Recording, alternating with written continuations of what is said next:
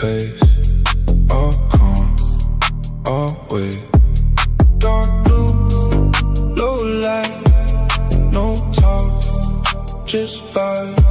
Step in, whole night, all eyes, don't lie.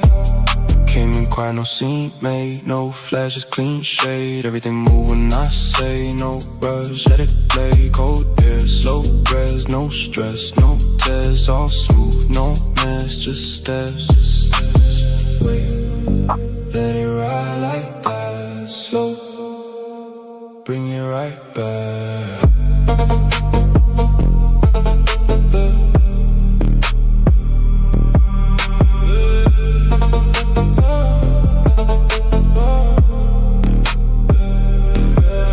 Dark blue, feel that way, no rush, I don't chase, move slow, set the pace, all calm, always. Dark blue, low light, no talk, just vibe, step in, whole night, all eyes, don't lie. All black, blue tint glass, no pass, just pass, no sound, just bass, everything in place, low tone, don't flex, no need, just press, one move, that's set, no doubt, no guess. Down, feel it in your chest now, slow, everything connect now.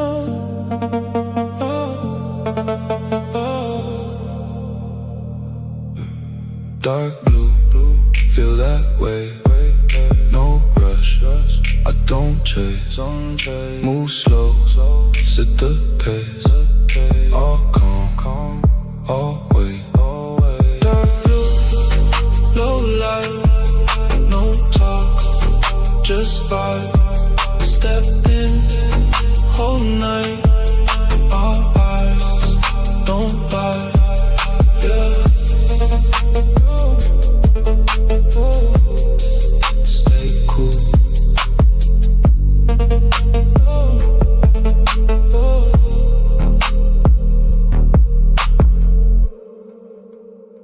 Stay cool.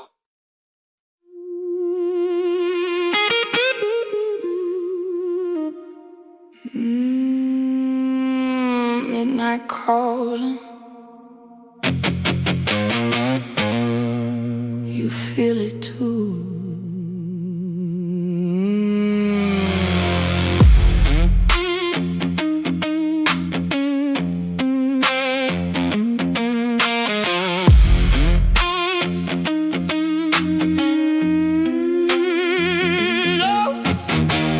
Low flame flicker in the dark. Cold wind whisper through my heart. Every step echo like a spark.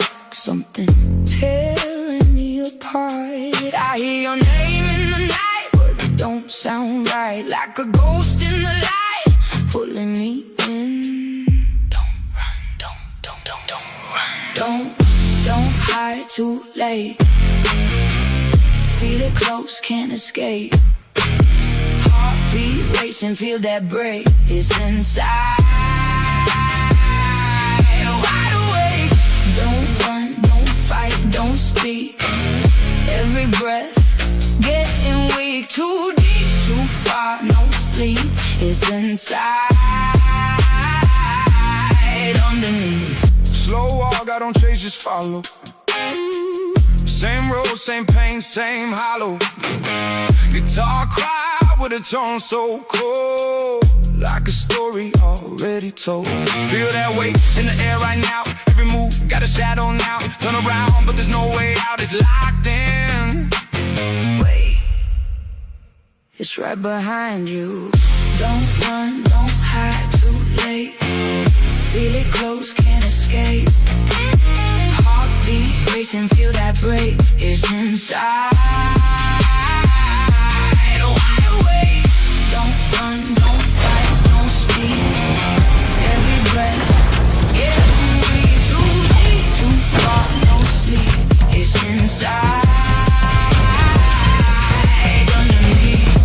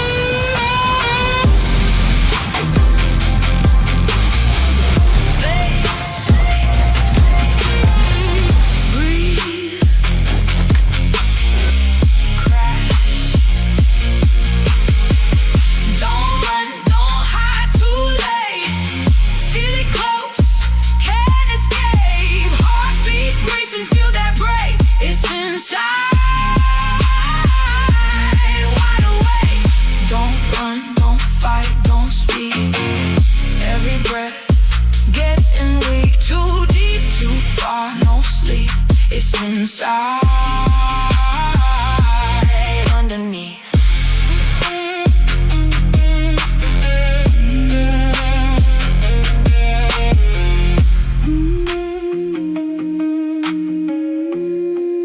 You were never alone.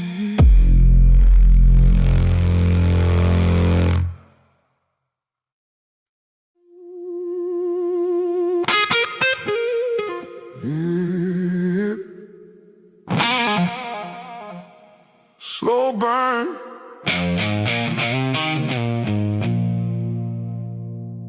Midnight air.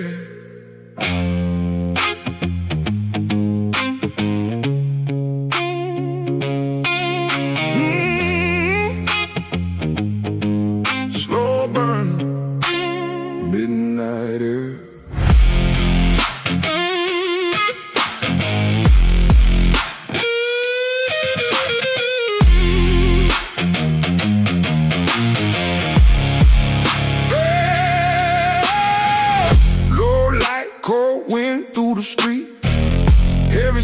Feel it drag on me. Oh, soul rhythm deep in my chest. Every breath like a test, like a test. Guitar cry in a minor key. Something out there watching me. Feel it close, but I can't see. Just shadows following me. Wait, something ain't right. Run now, don't slow, don't freeze. Heartbeat banging like a drum in me. Too close, can't breathe, can't think. Dark outside and it's hunting me, yeah. Run now, don't stop, don't turn. Feel that pressure, feel that burn. Too late, no space, no peace. Everything closing in on me. Back to the groove, but it feel off. Same road, but the light gon' solve. Strings cry, yeah, the tone get rough. Like the world just ain't enough. Dust rising the worn out boots. Truth hit harder than the proof. Something moving in the roots. Feel it crawling, feel it move. Oh, it's getting closer. Run now, don't slow, don't freeze. Heartbeat banging like a drum in me. Too close, can't breathe, can't think. Dark outside and it's hunting me, yeah. Run now, don't stop, don't turn. Feel that pressure, feel that burn. Too late, no space, no peace. Everything closing in on me.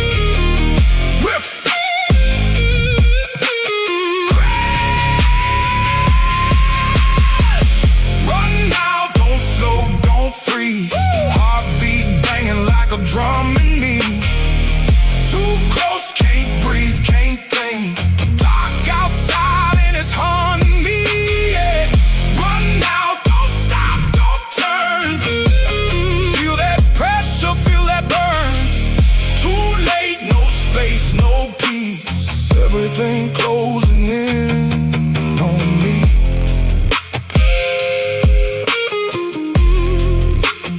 Still there.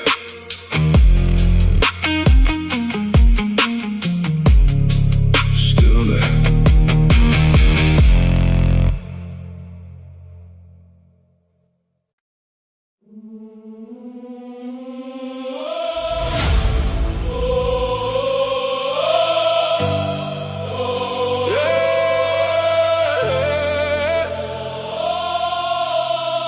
for the team.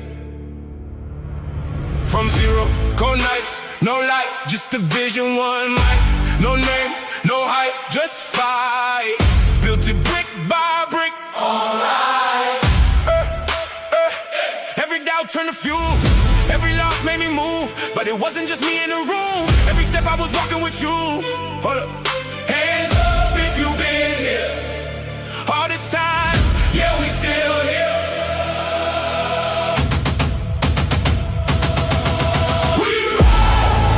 We rise from the dark to the light. 2K, that's life. Yeah, we built this side by side. We rise, hear the crowd, feel the vibe. This time, thank you all for the ride. Every view, every name, every face, every moment you stayed. When it felt like it wouldn't break, you the reason it changed. Now it's louder, bigger, real, still the same, still the feel. We don't, we just reveal what we build and what we will. Never fall, never fade. Stand is the path that we made. We rise, We rise, we rise, all night. all night. We rise, We rise, side by side. side by side.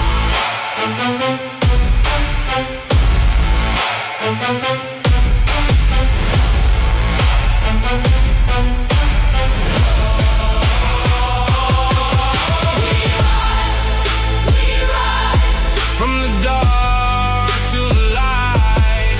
2K, that's life. Yeah, we built this side by side. We rise, Hear the crowd, feel the vibe. it's ours, this time. Thank you all for the ride.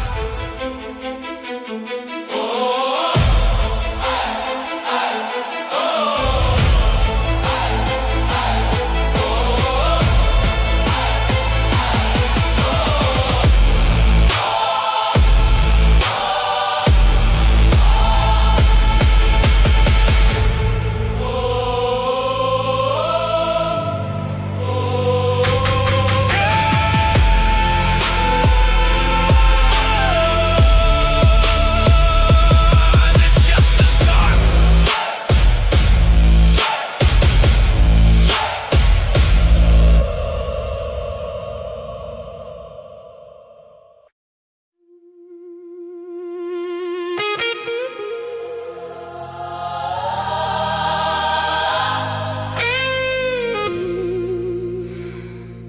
You feel it changing, don't you?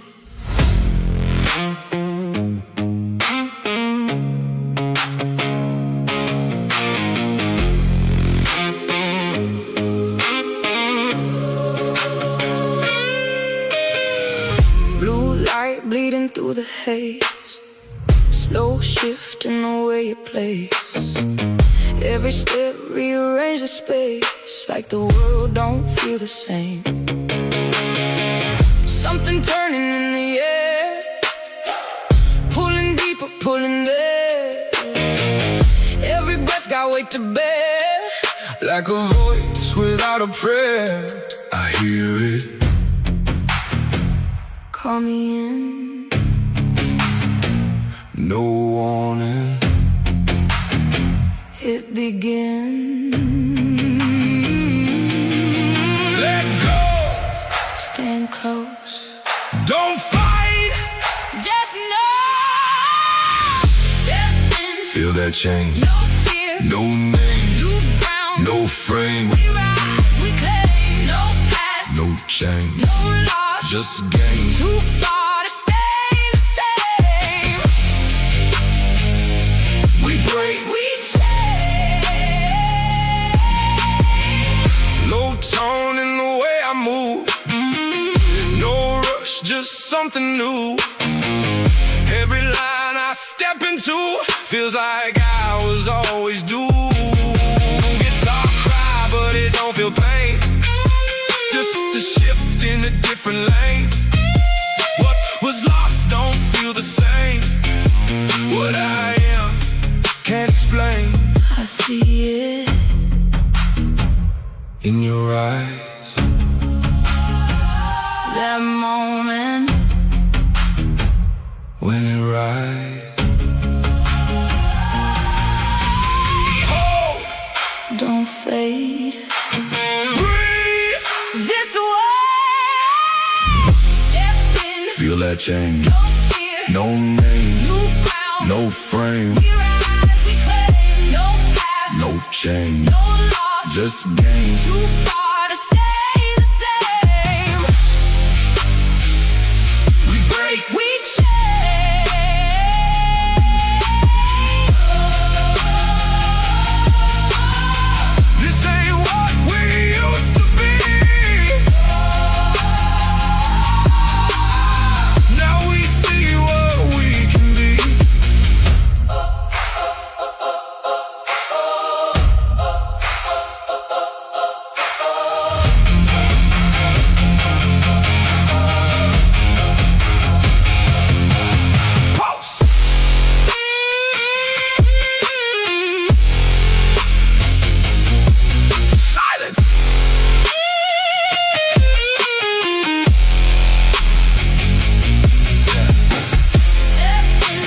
Change. No fear. No name. New ground. We rearrange. No past. No change. No loss. Just gain. Too far to stay the same. We change. We change. We change.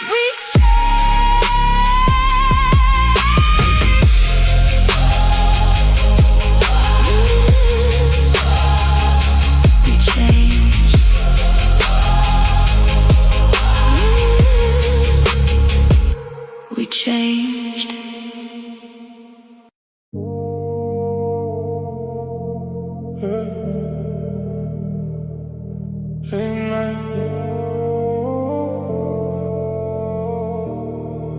Late night, dark blue, feel that way. No rush, I don't chase. Move slow, set the pace. All calm, always. Dark blue, low light, no talk, just vibe. Step in, whole night, all eyes, don't lie. Came in quiet, no scene made, no flashes, clean shade. Everything move when I say, no rush, let it play. Cold air, slow res, no stress, no tears, all smooth, no mess, just steps, wait. Let it ride like that, slow, bring it right back.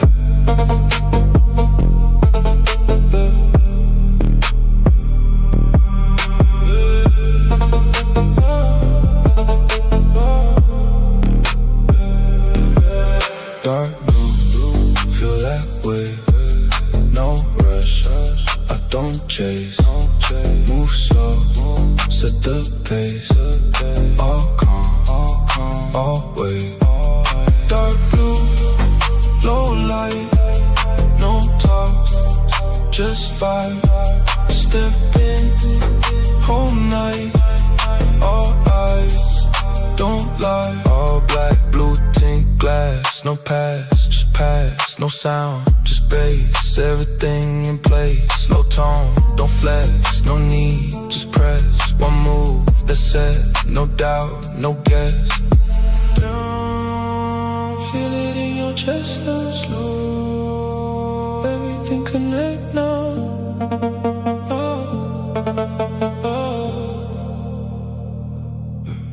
Dark blue, feel that way. No rush, I don't chase. Move slow, set the pace. All calm, always. Dark blue, low light, no talk, just vibe. Step in, whole night, all eyes, don't lie. Yeah.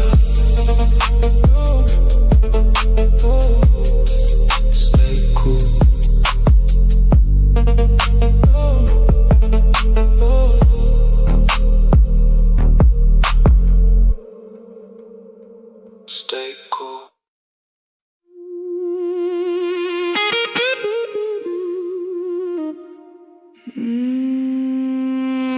Midnight calling. You feel it too.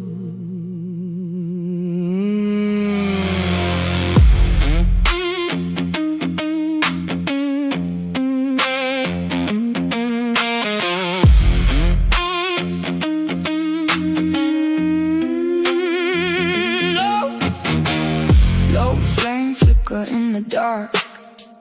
Cold wind whisper through my heart. Every step echo like a spark.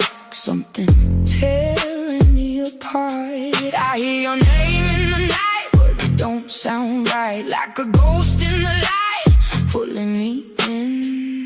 Don't run, don't run. Don't hide too late. Feel it close, can't escape. Heartbeat racing, feel that break. It's inside. Wide awake. Don't run, don't fight, don't speak. Every breath getting weak. Too deep, too far, no sleep. It's inside, underneath. Slow walk, I don't chase, just follow. Same road, same pain, same hollow. Guitar cry with a tone so cold, like a story already told. Feel that weight in the air right now. Every move got a shadow now. Turn around, but there's no way out. It's locked in. Wait, it's right behind you. Don't run, don't hide too late. Feel it close, can't escape. Heartbeat racing, feel that break. It's inside. Wide awake. Don't run, don't fight, don't speak. Every breath getting weak. Too deep, too far, no sleep. It's inside.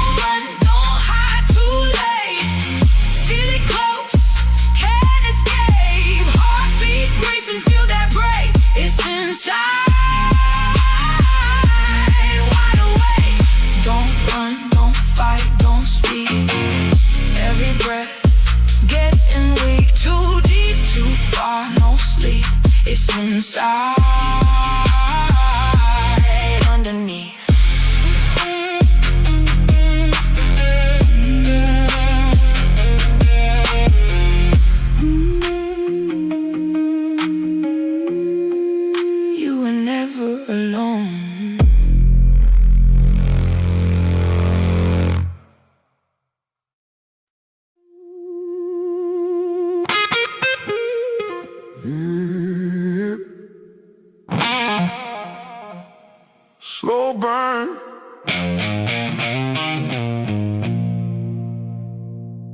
Midnight air.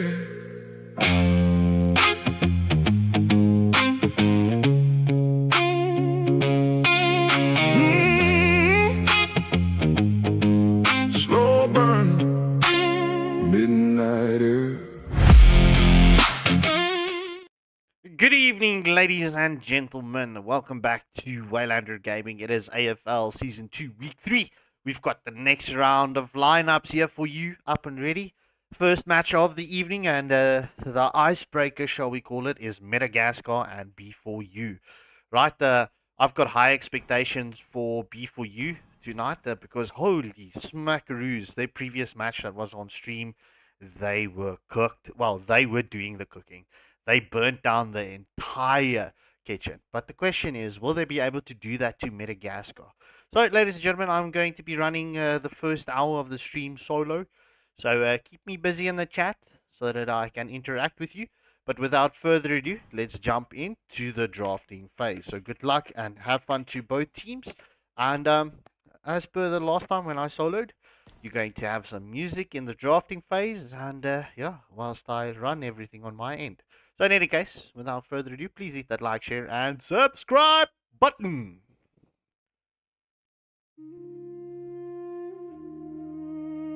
Late night.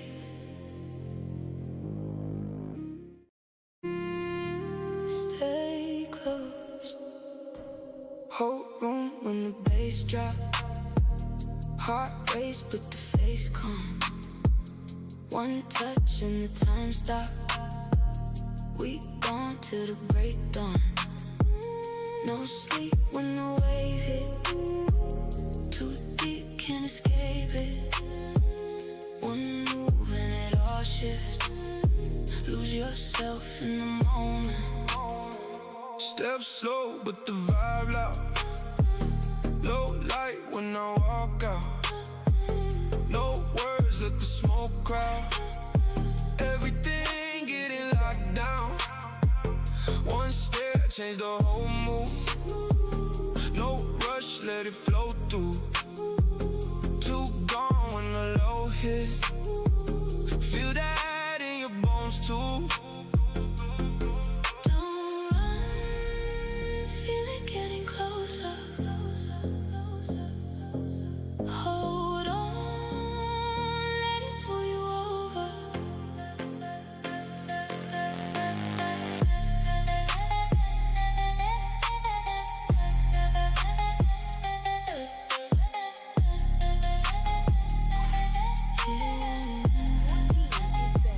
Whole room when the bass drop. Heart race but the face calm. One touch and the time stop. We gone till the break dawn. No sleep when the wave hit. Too deep, can't escape it. One move and it all shifts. Lose yourself in the moment. Late hours in the echo. No signs where the night goes. One life, let the time roll. Everything moving slow mo. The sound got the floor shaking. No thoughts when the pulse hit. Whole crowd in the trance now. Nobody wanna break it. Stay, Don't fade don't fade. right now. Right now. Whole room when the bass drop. Heart race but the face calm. One touch and the time stop. We gone till the break dawn. No sleep when the wave hit. Too deep, can't escape it. One move and it all shifts. Lose yourself in the moment. Stay close.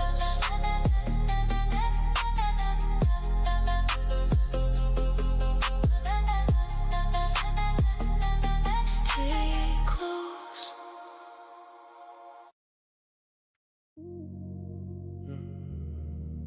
Go now.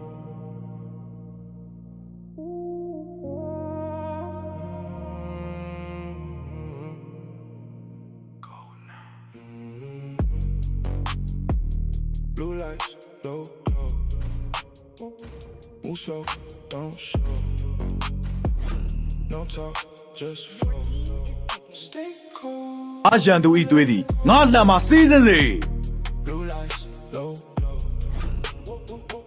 One way, take hold. No stress, no control.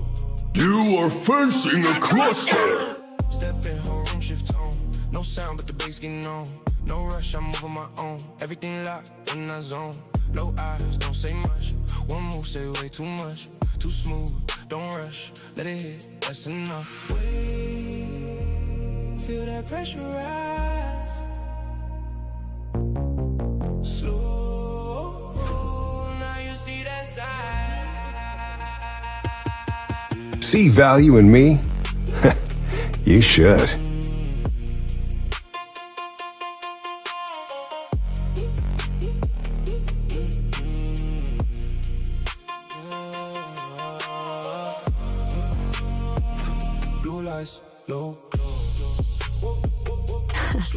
I've been waiting for too long. No talk, just flow. Stay cool, let go. Blue lights, low, low. One way, take hold. No stress, no control. Stay cool. Fast. Alpha is online. Like glass. No pause when I lock that pad. Everything fade when it clash. One step, no shift that pace. No words, just that bass. Too deep in that space. No way you escape. Down, let it sink in slow. Now you don't need to know.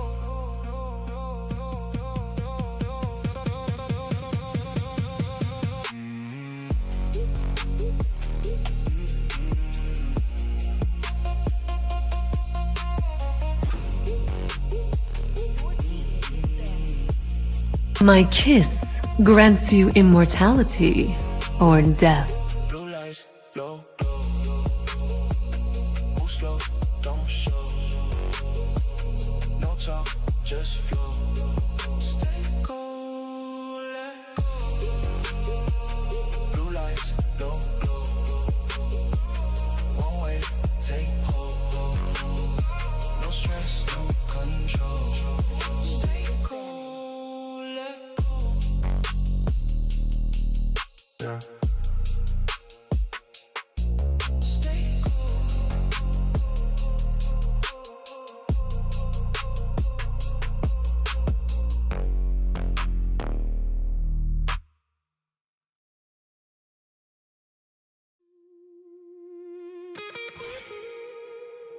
Your team is banned.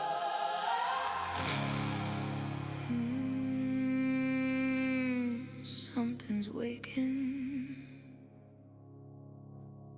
Let it rise.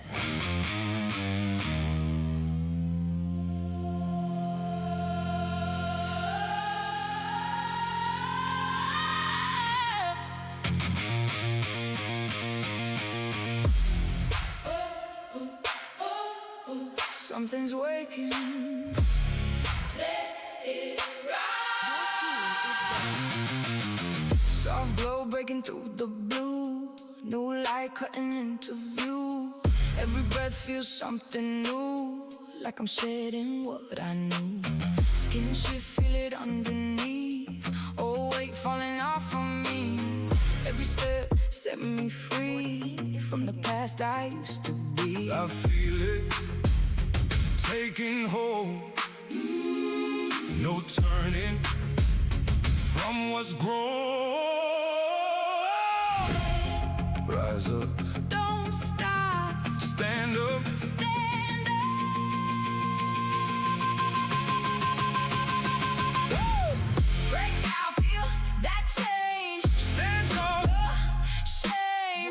New form, new flame. We rise. Among the planes exists the equilibrium, which I was made for.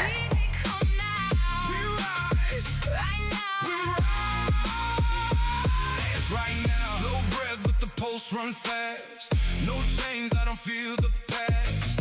Every second built to last. Turn the present into blast. Guitar cry, but it sound like truth.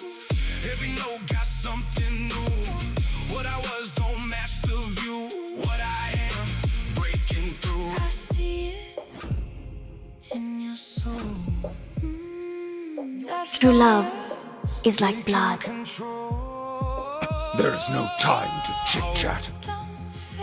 Breathe, be made.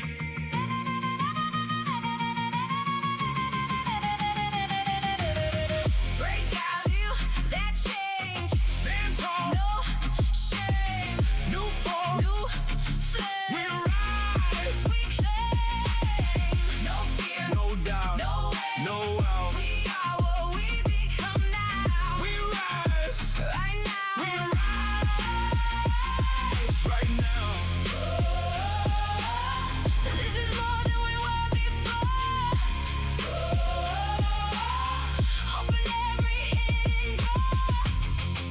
go!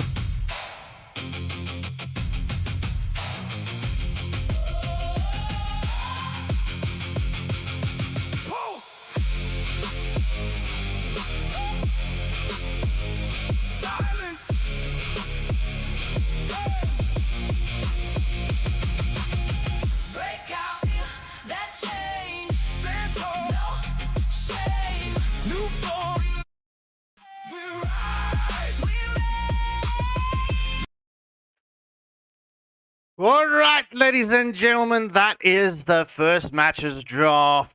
Done and dusted. This is a difficult one, right? As you could see, Metagaskar was respecting Pete Pompey's, as it was 3 marksmen that were banned out from the side of Metagaskar.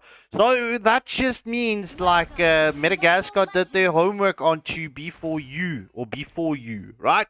So without further ado, let's jump into the first match. Chat, keep me busy. Whose draft are you slightly favoring more? I do see the votes going by 15% more in favor to Metagaskar. So will Spicy Boy, Larry NB, Suzuki, Sekai, and Joda Tei be able to, well, keep your votes in there?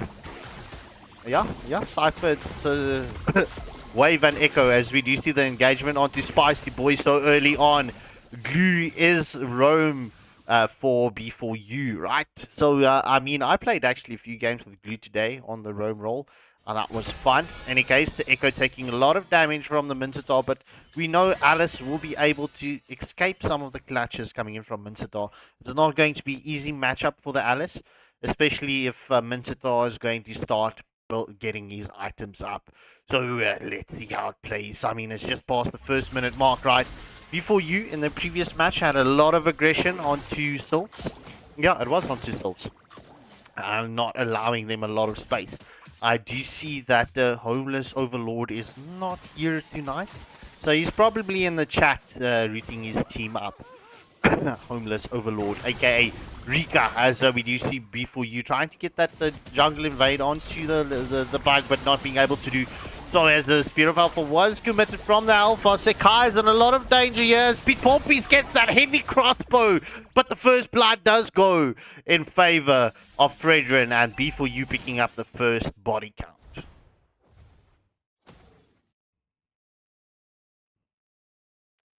But I have to say, welcome to the stream, everyone. Beanies, it seems like you are chasing it. Right, you will see the video has been released on our channel, so you know what you need to do. You know. Alright, as the first turtle of this match has spawned up, it seems like both teams want to go for this contest at the first turtle. Grok will spot out Alpha in the bushes. We do see the Throne of Ruin gets committed from Alice, and it's on to Sekai. However, Camilla wants to have something to say as the Curse of Blood lands onto 2, as we do see the RWM gets committed from Eve, and Spicy Boy gets taken down. That's a 2-for-0 exchange going in favor of B4U. Wave with the snipe flame shot onto Larry NB. Larry NB has been eliminated, as we do see the rotation for the blue buff invade coming in from B4U. That should be a successful blue buff invade. Yes, sir. Alpha not going to have that blue buff in the next minute. Well, Beanies, you know, there's going to be a lot of music on tonight. Let me do this for you, right? I'll play your favorite song for you in the next break. How does that sound? Or in the next drafting phase. How does that sound? Will that motivate you? Yeah, goated flames hot. A Cypher. The flame was hot, definitely onto Gord. I don't know if Larry and B appreciated that shot so much, though. It was a headshot. Beautiful shot coming in from Wave. However, it's just at the 3.5 minute mark. It's currently 4-0 in favor of B4U. And B4U also has that 2k gold lead at this juncture in time. However, Mincetar off screen gets the kill onto Echo in the XP lane. But let's jump into the action. We do see B4U is currently setting up, right? Pete Pompey is going for that lane cut.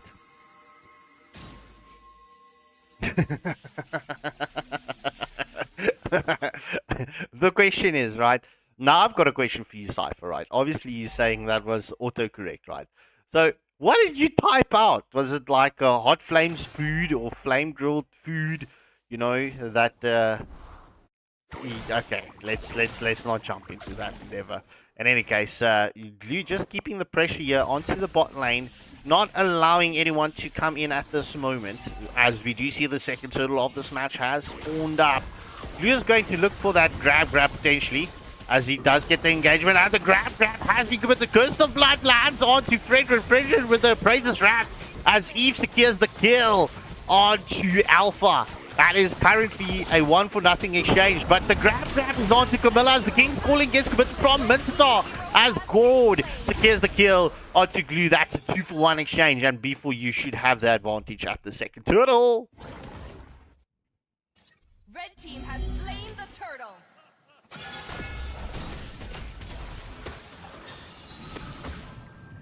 Alright, so B4U, they are definitely looking at this early game pressure and going to, seems like it, to keep it on Metagaskar, right? As we do see the first tier 1 turret gets taken down, definitely changing up their strats from the previous match. Obviously it will only work onto certain teams. But yeah, look, it's a B4U currently sitting very pretty at this match, as we do see the engagement in the mid lane. Will the brawl continue in the mid lane, or will we see the rotations to the XP lane? Oh, but the hook comes in from Mincetar, as we do see the, what's her name, has been committed. Oh my word. The Vengeance. The Vengeance has been committed from the Alice. So Jodatse doing a beautiful job at keeping this Alice honest, as we do see the hook has been committed onto Glue. Spear of Alpha and the Mystic Gush, all for poor old Glue. That was a 1-for-0 exchange. Metagaskar saying, look, we're still here, but B4U securing that tier 1 turret in the mid lane, as we do see Alice coming in for the rotation to secure and save the tier 3. Tier 1 turret, as we do see the pokes is coming through from Mincetar. Will we see the Throne of Ruin as the RWM lands on Skumala? Oh my word! As Alpha secures the kill onto Echo. That's a 2-for-1 exchange at this moment. Fredrin is trying to, will he get that Appraiser's Wrath? Yes, sir! Sekai gets decimated by the Appraiser's Wrath. Oh, Mystic Gush coming in from Gord. Please be careful. Oh, the hook is just slightly off the mark. Will Glue get that grab onto Mincy though? No, sir. As this allows Lumi. Oh, so close. That tower is literally on 1 HP. But let's have a look here on Pete Pompies as he gets the successful invade onto the red buff. They're not leaving Metagaskar to farm whatsoever. Poor Alpha. Is this the time that the viewers should start changing their votes at this moment? Because this is looking like this is V4U's match. It's their match to lose at this moment. Third and final turtle has been spawned. Will Alpha get this contention? Oh, yes, sir. Retro Battle 1. As we see the Throne of Ruin has been given Mystic Gush into the play as well. And that's a killing spree getting picked up for Gord. That's a double kill. Will Pompies be able to escape this? That is a 3-for-3 exchange. Oh, my golly. Gosh. Whisker Biscuits. What a team fight coming in from both teams. Make that a 4-for-3 exchange as Erithal gets the rotation and takes down the Gord. However, she gets hooked by the Mincetar. Will Mincetar be able to secure this? Glue comes in and that armor buster just says bye-bye, Mincetar. So that's technically a full team wipe. So, Adrian Younger, to answer your question, actually they didn't babysit Pete Pompies in this match, as we do see the Spear of Alpha has been committed onto Pete Pompies. And you see, you just wanted me to get my caster's curse here, or shall we say the sheep curse, onto Pete Pompies. I was glazing Pete Pompies in his last match. But in any case, yeah, Alpha catching out Pete Pompies at this moment. Alright, Spear of Alpha has been committed onto Alice. However, Glue is into the dust pop, the second skill. Throne of Ruin gets committed, lands onto Alpha, the grab is onto Sekai. Mystic Gush getting committed as the Sky Piercer procs onto Alice. That is a 1-for-1 exchange. However, Fredrin in a lot of hot water as the pool gets committed onto Lolong. And Fredrin gets taken down. That's a 2-for-1 exchange. Will Wave be able to escape? Oh, the catches, no! Larry and B catches him. Ooh. Holy smokes! That's a 3-0 exchange going in favor of Metagaskar. Metagaskar will be able to secure their first tier 1 turret in this match. And that's just past the 9-minute mark. It's 4 kills advantage in favor of B4U. And well, it's technically a 1k gold lead. I'm not going... It's 1.2k gold lead in favor of B4U as the first lord of this match has spawned up. Even Erithal trying to pull the focus from Metagaskar onto the bot lane so that the team can adjust and get the setup. But Academy gets taken down by Pete Pompies. Kamala is taken down by the Fredrin as well. That's currently a 2-4. This will be a first lord uncontested in favor of B4U.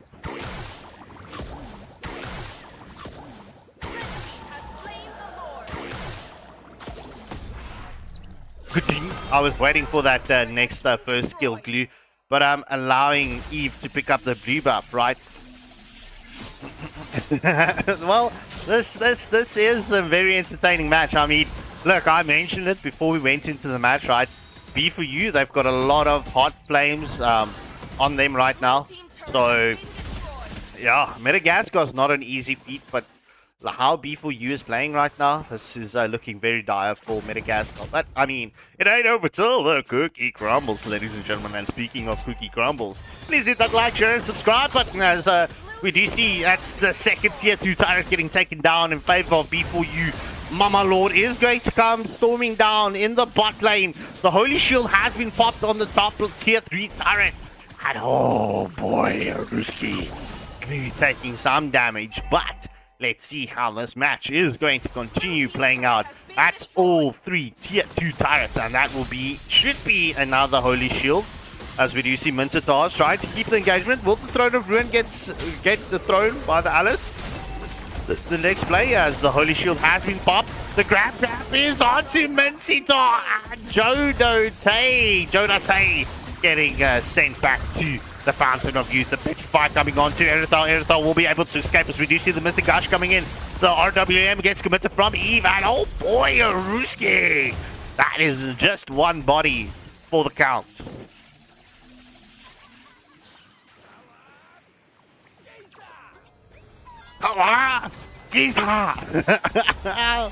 So yeah, Cypher, I need to give Meta credit to that. They are honestly keeping their own. I mean, like I mentioned, they're not an easy team to defeat. So yeah, I mean, anything can happen. Oh, the hook just misses as the King's Calling has been committed from the Mincetar. Mr. Gush also out of play. So, next objective will be up in the next 50 seconds. That will be the second Mama Lord of this match. Right, B4U, obviously, they want to wait with their wave management before they push it through. And Kazuma, bro, I don't know. As we do see the Cursed Blood has been committed, the RWM is in play. Kamala's immortality gets procced, and Echo picks up the kill onto Kami.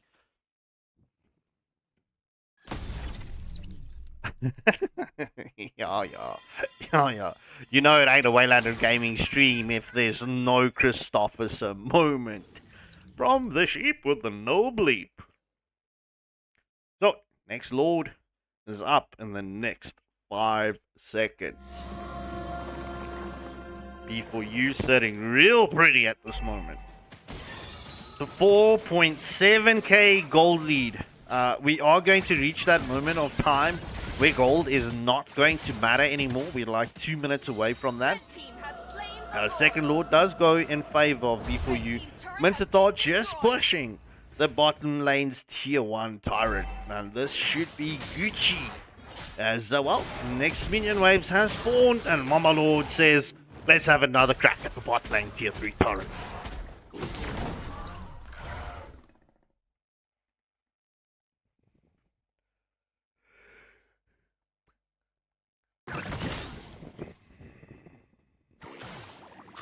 So, to be honest, right, I would... Whatever rotation they're going to be doing right now, when it comes to the defense, they need to wait for the Camilla to land the stacks, right? Obviously, that Curse of Blood needs to be the trigger point, right? She needs to at least catch 2 or 3 And then thereafter, you can get the Mincetar with the King's Calling. As we do see them throw them right into the backline. Mystic Gush has been committed. Skypierce, the procs, and the grab is on to Alpha as Aerithal secures the kill. And that's a double kill getting picked up from the Aerithal. The team's not waiting for me to finish that. But in any case, RWM has been committed and Fredrin gets the taunt up onto Spicy Boy. And that's a mega kill for Pit Pompies. Technically, that should have been a triple kill. But yeah, nonetheless. So, like I was saying, right, Carmilla needs to be that trigger point. She needs to get that hooks on. Oh my word, what is Pit Pompies on? As, well, let's just call that a stream maniac for the side of Pit Pompies. GG's. Well played as B4U takes this match. And oh my. Look. Yeah, okay, I'm not even going to say it. MVP goes to Pit Pompies once more. Larry and B with the MVP with a gourd. So GG's well played to both teams. Chat, I'm going to get the pause screen up and running whilst I get the next lobby sorted out for you. Enjoy the music and we will be back with you in just a jiffy. Cypher, hopefully in the next match they will allow me to finish my 2 cents. 2 cents, 3 cents, 4 cents, 5 cents for who? For me, for you. For free.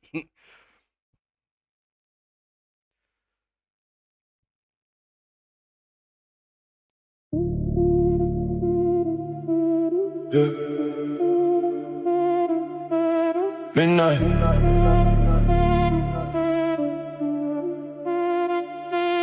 Midnight.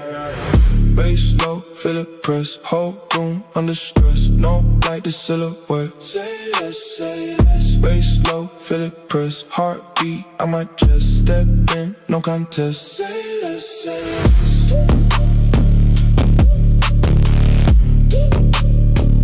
Say less, say less.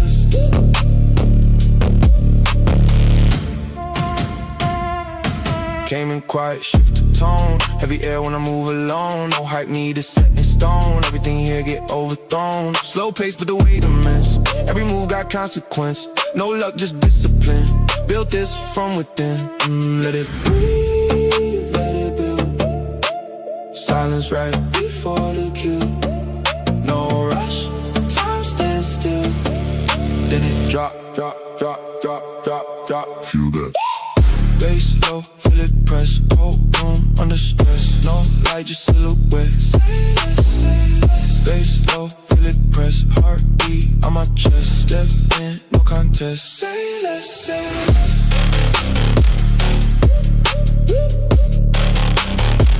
Say less, say less.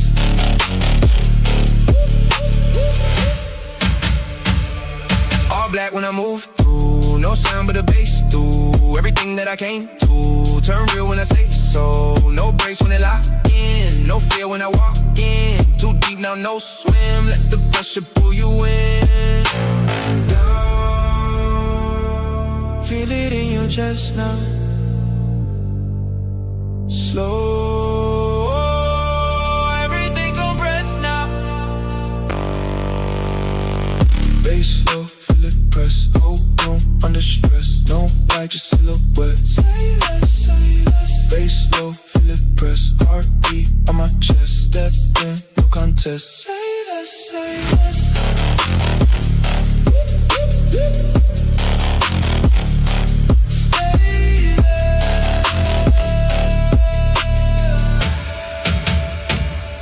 Stay there.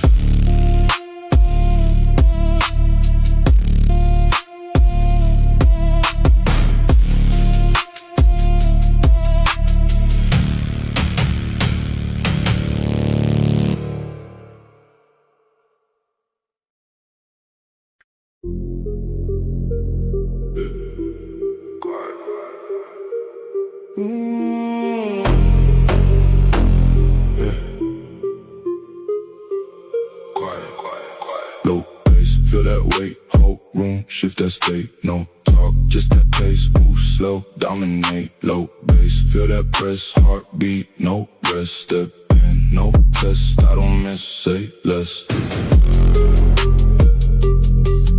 Yeah. Say less. Yeah. Came in calm, no need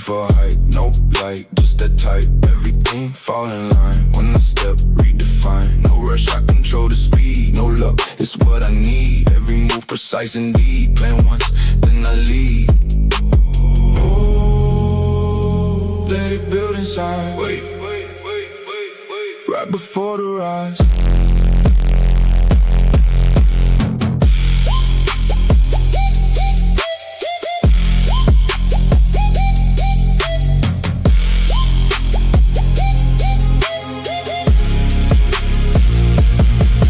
Low bass, feel that way. Hold room, shift that state. No talk, just that pace. Move slow, dominate. Low bass, feel that press. Heartbeat, no rest. Step in, no test. I don't miss, say less. All black when I move through. No sound, but the bass do everything that I came to. Turn real when I say so. No breaks when I lock in. No fear when I walk in. Too deep, now no swim. Let the pressure pull you in. Down, feel it in your chest now. Slow, everything compressed now.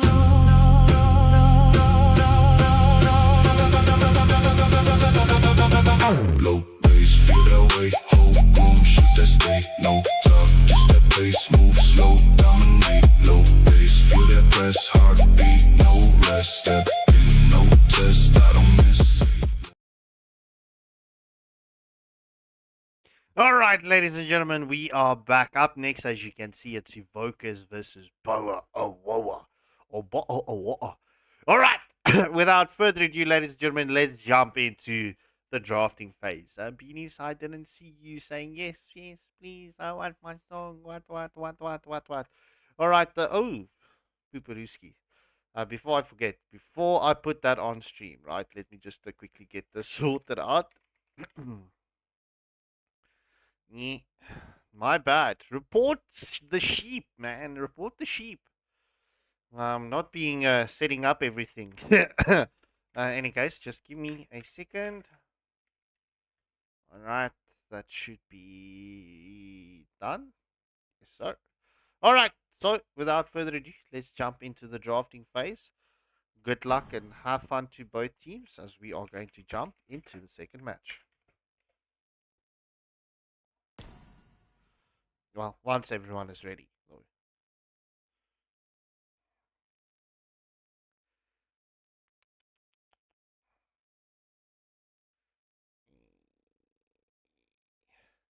Just trying to find Beanie's favorite song, man. Where is it? Where is it? Where is it? Where is it? Where is it? Was it?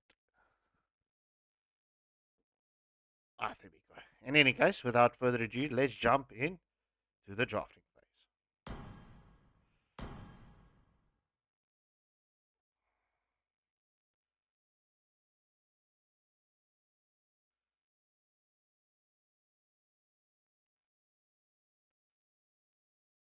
Feel it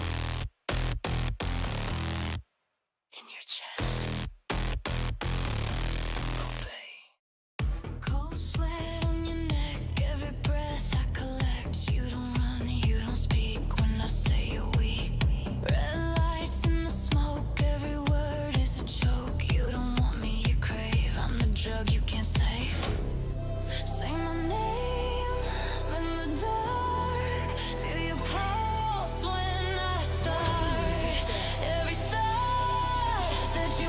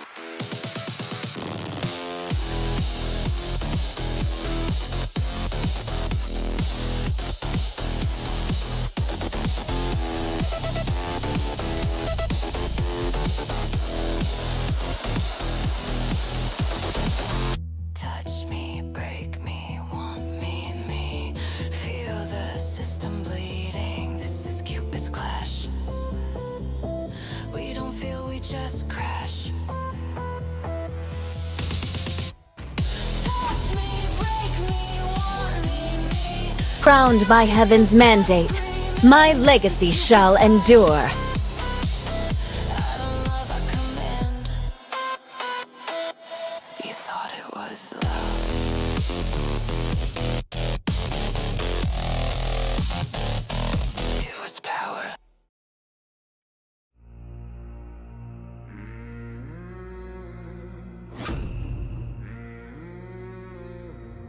I didn't cure the pain. I harness it. In the shadows where the weak ones pray, to rise up from the end of day. The Immortal One chose me to vanquish the shadows that plague this world.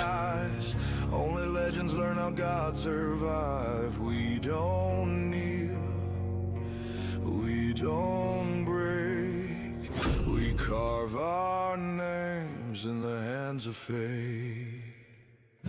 Welcome to the greatest magic show of all time!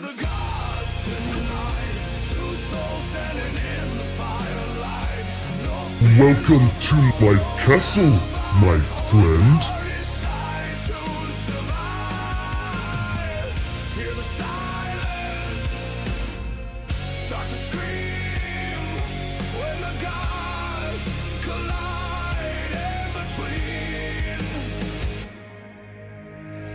Through the smoke, through the pain, blood and echoes in the rain.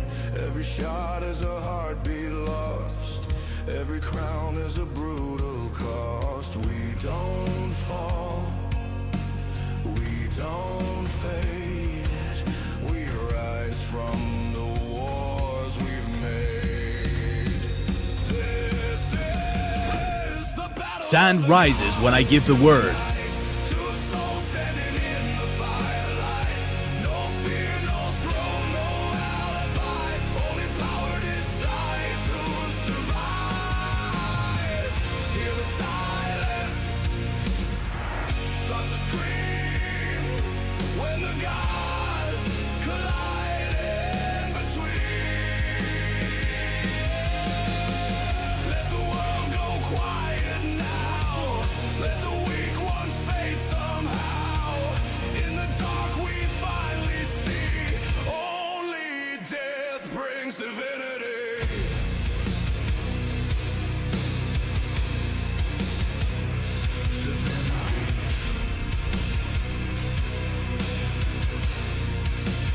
This is the battle of the gods tonight.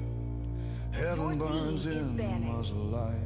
No prayers left, no second life. Only legends walk out alive.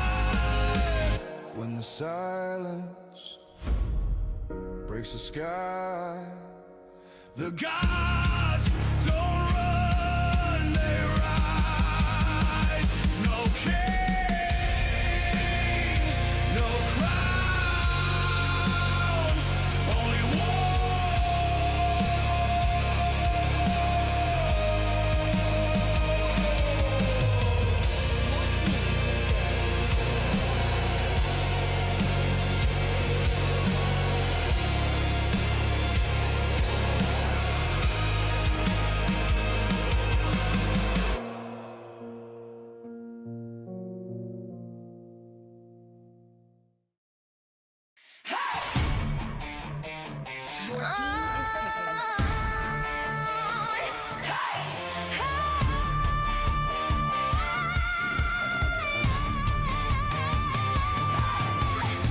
Feel the ground when the bass drop.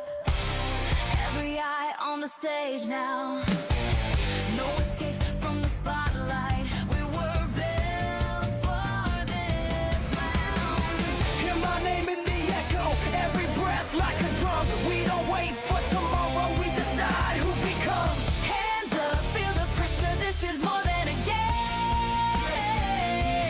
If we fall together. If we resign, this is our moment. We don't break, we don't bend. This is our moment till the very end. My kiss grants you immortality or death.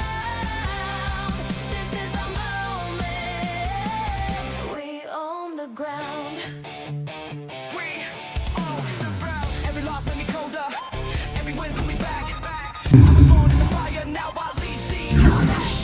has awakened.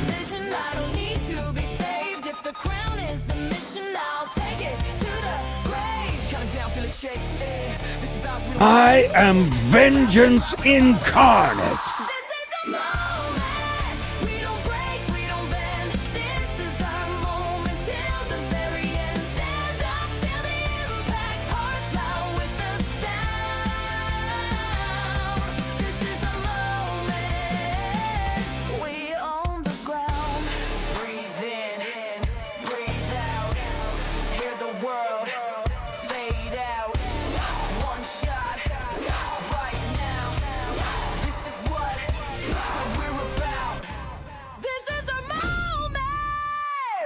I am the sovereign of the abyss, the slayer of gods.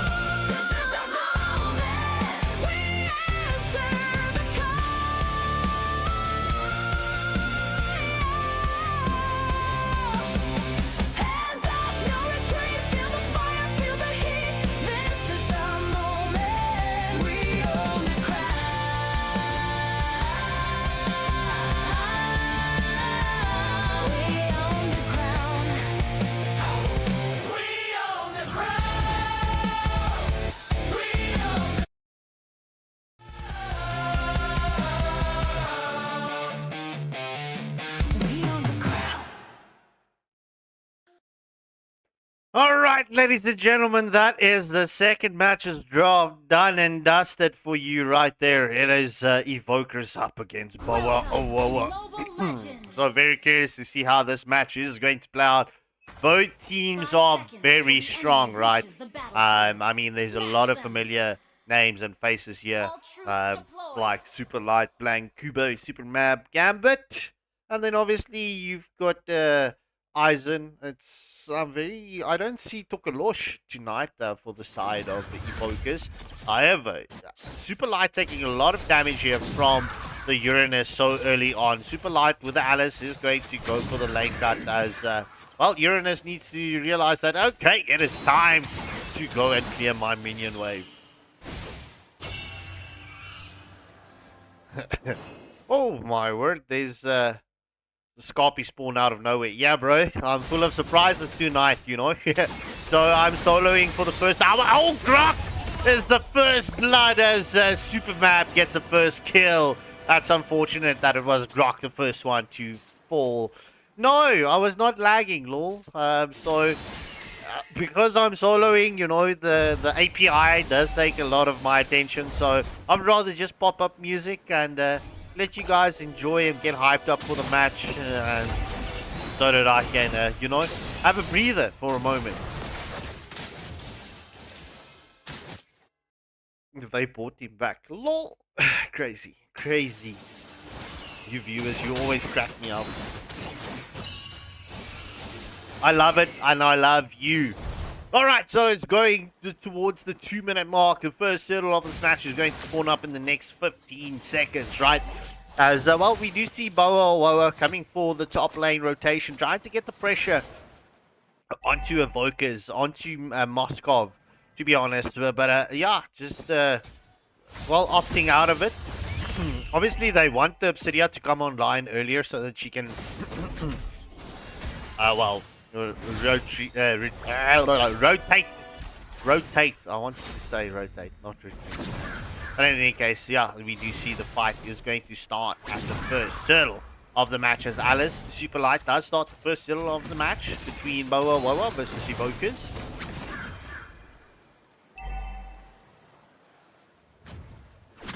Well, Grok is really a strong pick. I mean, especially. Okay, yeah, it seems like there's a lag problem.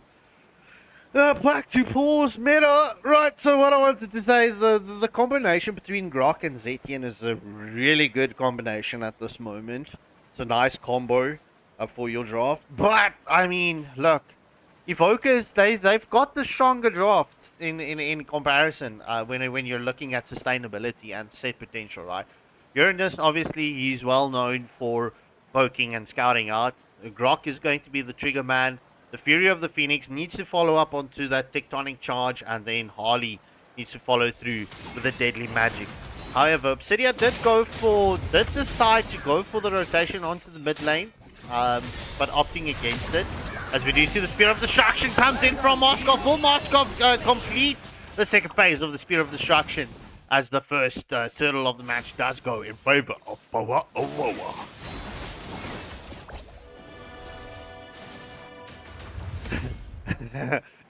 With all of this blazing, right, you just need to sugarcoat the donut thing. You just need to sugarcoat it. I saw you lost your top spot there for a second. I mean, Cypher with the brilliant support coming in here. So the question is, who's going to take that top spot in the top fans going into this evening onto Wednesday night? Will it be Beanies or will it be Cypher? Who's the person in third place? I haven't seen that yet. Viewers curse. Viewers curse. Thank you, Don Ryo. Welcome to the stream, bro. It's been a week or two since you've been on the stream. Maybe I haven't been reading your chats. But in any case, it's just before the 4-minute mark. It's currently 2-0 in favor of Boah, Woah. They almost have that 2k gold lead. Yeah, there we go. They've got the 2k gold lead at that moment. Alright, Alice getting caught into a rock and a hard place as we do see the wall coming in. Throne of Ruin gets committed, lands onto 2. Super Light will be able to sustain through all of that damage. However, that's the first tier 1 turret getting taken down in favor of Boah, Woah. Valentina did steal the Fury of the Phoenix. Super mad, just scouting out the Evokers in the bush as we do see Uranus coming for that rotation. However, Suyu is on the red buff invade. Will they be able to secure this as Alice is keeping Harley at bay as Harley gets taken down by the Valentina. And that is a 1-for-0 exchange and a successful red buff invade for the Suyu. I think Blaze might win this. Alright, second turtle of this match will go uncontested in favor of Boah, Woah. Right, yeah, they have this. Woah. As we do see Hunt of the Bone gets committed from Obsidia. Finished as Valentina secures our kill. It's Finish is not having a good start in this match, going 0-2 at this moment. Alice going for a hard lane cut. Oh, this is deep. However, that first kill will be able to get out as we do see off screen Valentina gets a killing spree onto the Moskov. Right, Super Light just getting that lane cut and forcing Uranus back to go and defend that tier 1 turret in the top lane as we do see the wall gets committed from Grok. Alice is deep in the bush. Gets that Throne of Ruin landed onto 2. And will Finish get finished? Oh, Alice just slightly off the mark. The Tectonic Charge was committed, but Suyu finishes off B612. Holly is back in base, and that's another 1-for-0 exchange. Was that was the... Yeah, that was Fury of Phoenix. For a second thought that was Stolen Fury. Spear of Destruction not finding its target.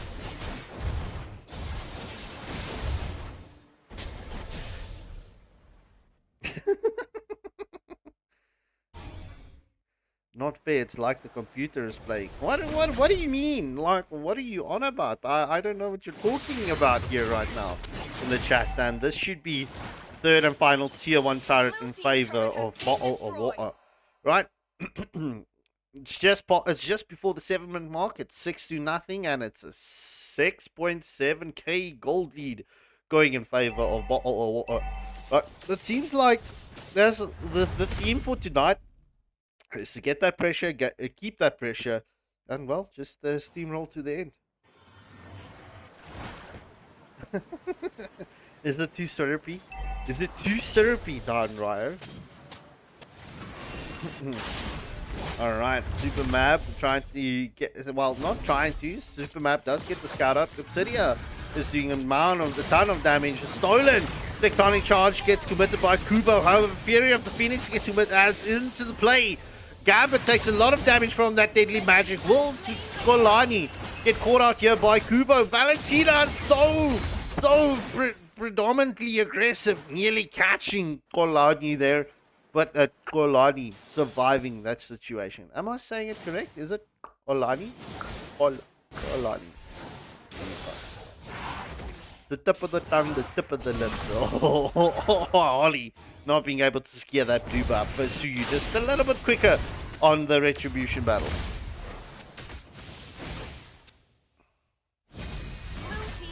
Oh, Obsidia securing the kill onto Zetian.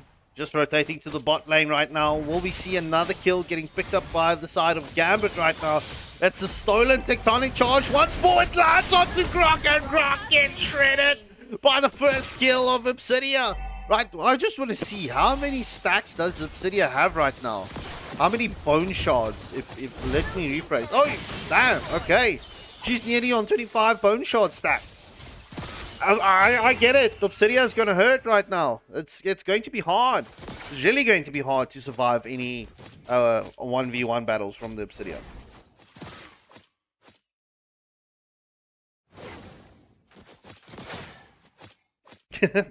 Dude, do not start on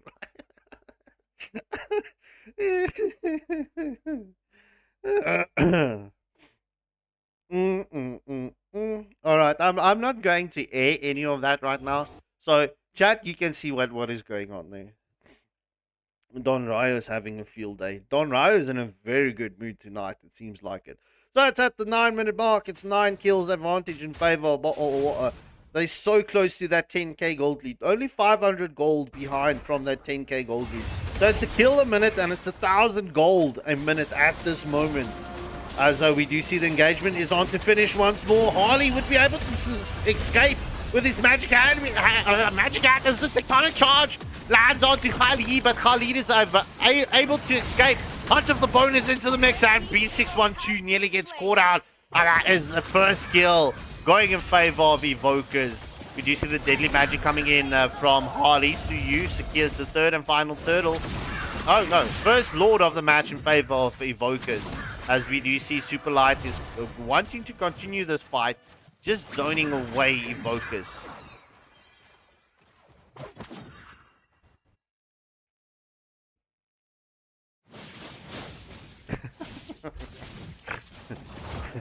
Alright, and that is the second tier 2 turret getting taken down in favor of Woah, right? So, just looking at the gold right now. Ooh, oh, Obsidia's got the most gold. So, yeah, and it makes sense. As the tectonic charge lands onto Alice, will Super Light be able to stay through this? Throne of Ruin only lands onto one. It's a 5v1 battle onto Alice. Oh my word, Super Light is being on steroids right now. Surviving that. Oh, the Spear of Destruction lands onto Alice. And Aizen secures the kill onto Alice, right? As we do see Fury of the Phoenix once committed slightly off screen to you is into the mix. Will Uranus get caught out here? The Revitalize was sparked. The Mama Lord is onto the base. Sandstorm gets committed. However, Super Map gets eliminated by the Zetian. And that's the first tier 3 turret taken down in favor of Woah.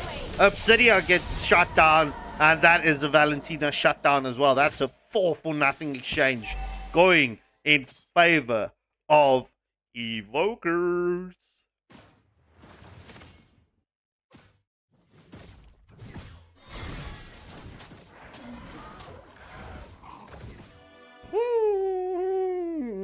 Alright, so it's just before the 12-minute mark, right? This obviously is the second power spike of the match. This could be Evokers' time to turn the match around. They could turn this around. And like Beanie said, the defense is on point. Alright, so they need to play a little bit more carefully right now. They need to be respectful of the team fight that Evokers is going to, well, contribute. So, look, it's going to come down to how the sets are going to get played. It's going to be a perfect set, and this could be done as Grok takes a lot of damage from Obsidia. Already past the halfway mark on the HP bar. That's like going to Cape Town from Pretoria. That's the halfway mark.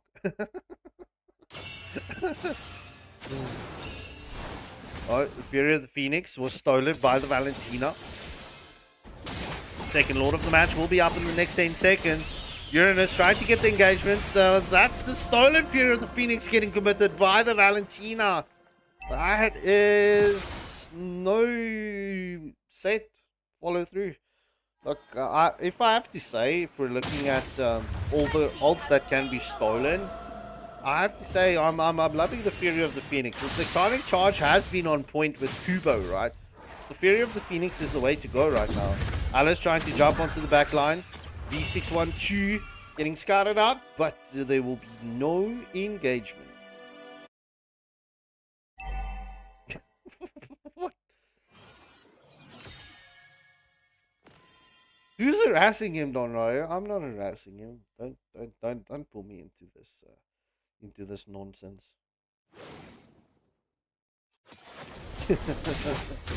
All right, Woah trying to get the opening set here in the bot lane jungle. Will get committed by Grok. Obsidia's into the mix. Does get the damage onto Elio. Mama Lord will try and enter into the base. She will definitely enter into the base. The minion waves are a little bit behind on the mid lane. Super Light is trying to secure the tier 3 turret in the top lane, but Moskov is there to have a say with his spears, as Mama Lord does charge onto the Nexus. Right, that should be a second tier 3 turret in favor of Bottled Water. 2 gets the kill onto Moskov. Fury of the Phoenix lands onto everyone, but Alice gets taken down by the deadly magic. And Superman gets in Sandstorm, but it does not land onto Uranus as Valentina secures the kill onto Zetian. Could this be the ending angle for Boah? Woah and her finish gets finished one last time by the Suyu. And GG's well played as Boah or Woah takes this match. This was a very entertaining match. MVP going to Kubo with a Valentina and Elio picking up the MVP with a Uranus. So, without further ado, I'm going to have that pause screen up and running for you one more time. Well, no, it's 3 more times tonight, but we're going to pop it up for you now, as I'm going to get the next lobby up and running. Please hit that like, share, and subscribe button.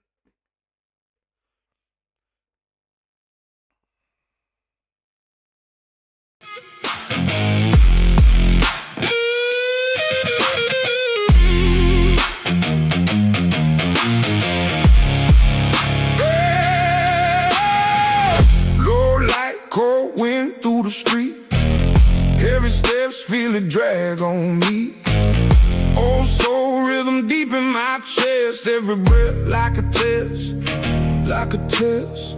Guitar crying a minor key. Something out there watching me. Feel it close, but I can't see. Just shadows following me.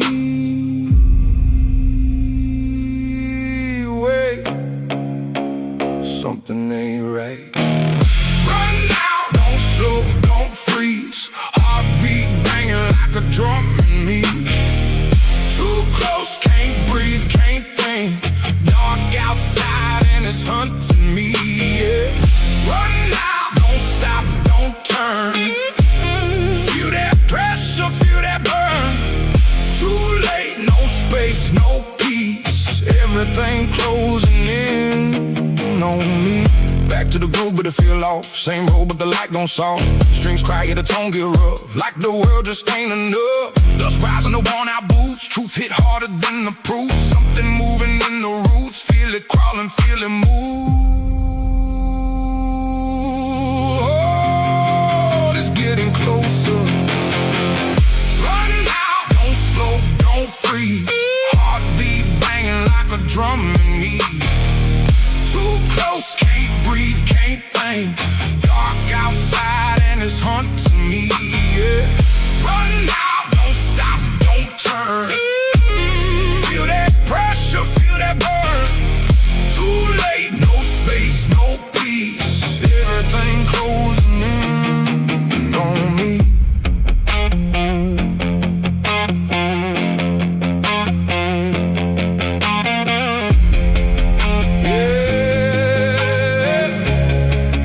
Oh,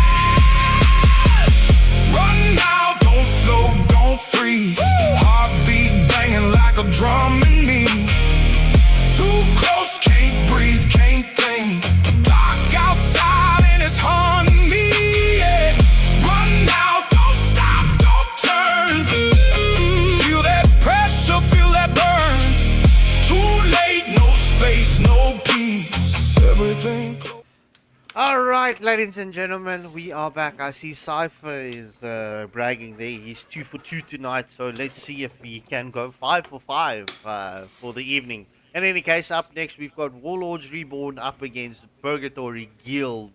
Right, this is Purgatory Guild team number 1. But in any case, we're good to go into the drafting phase. And, well, as you can hear, Wei has joined me on the casting seat. So, hello everybody at home. I hope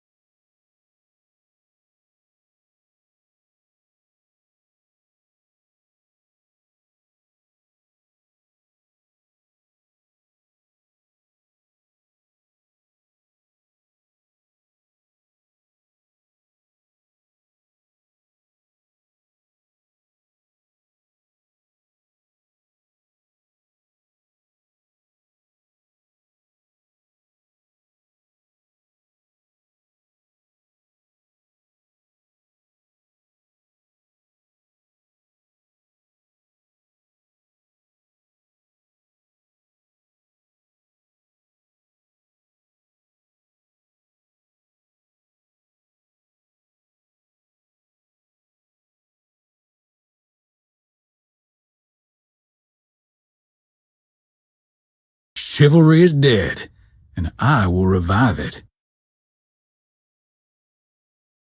Sniper ready. Give me a target. Let them play the hero. I will be the truth this world desperately needs.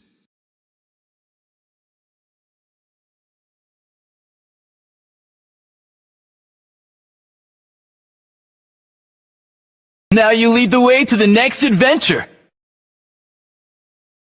Who said there are no shortcuts in life? I literally invented one.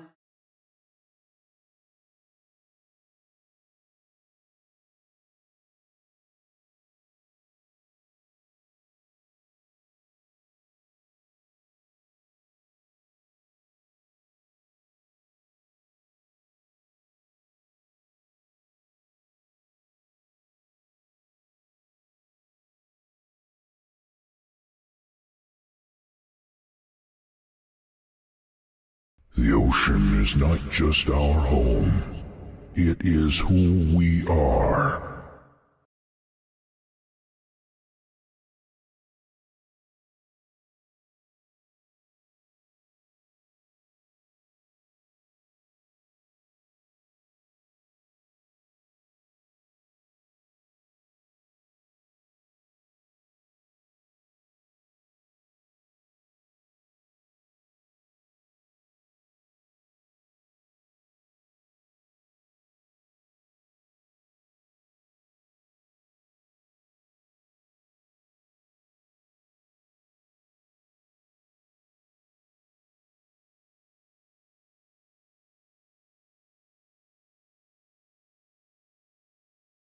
when it comes to Chip, because every time he uses that second skill of his and teleports across the map, he's going to give vision of himself, right?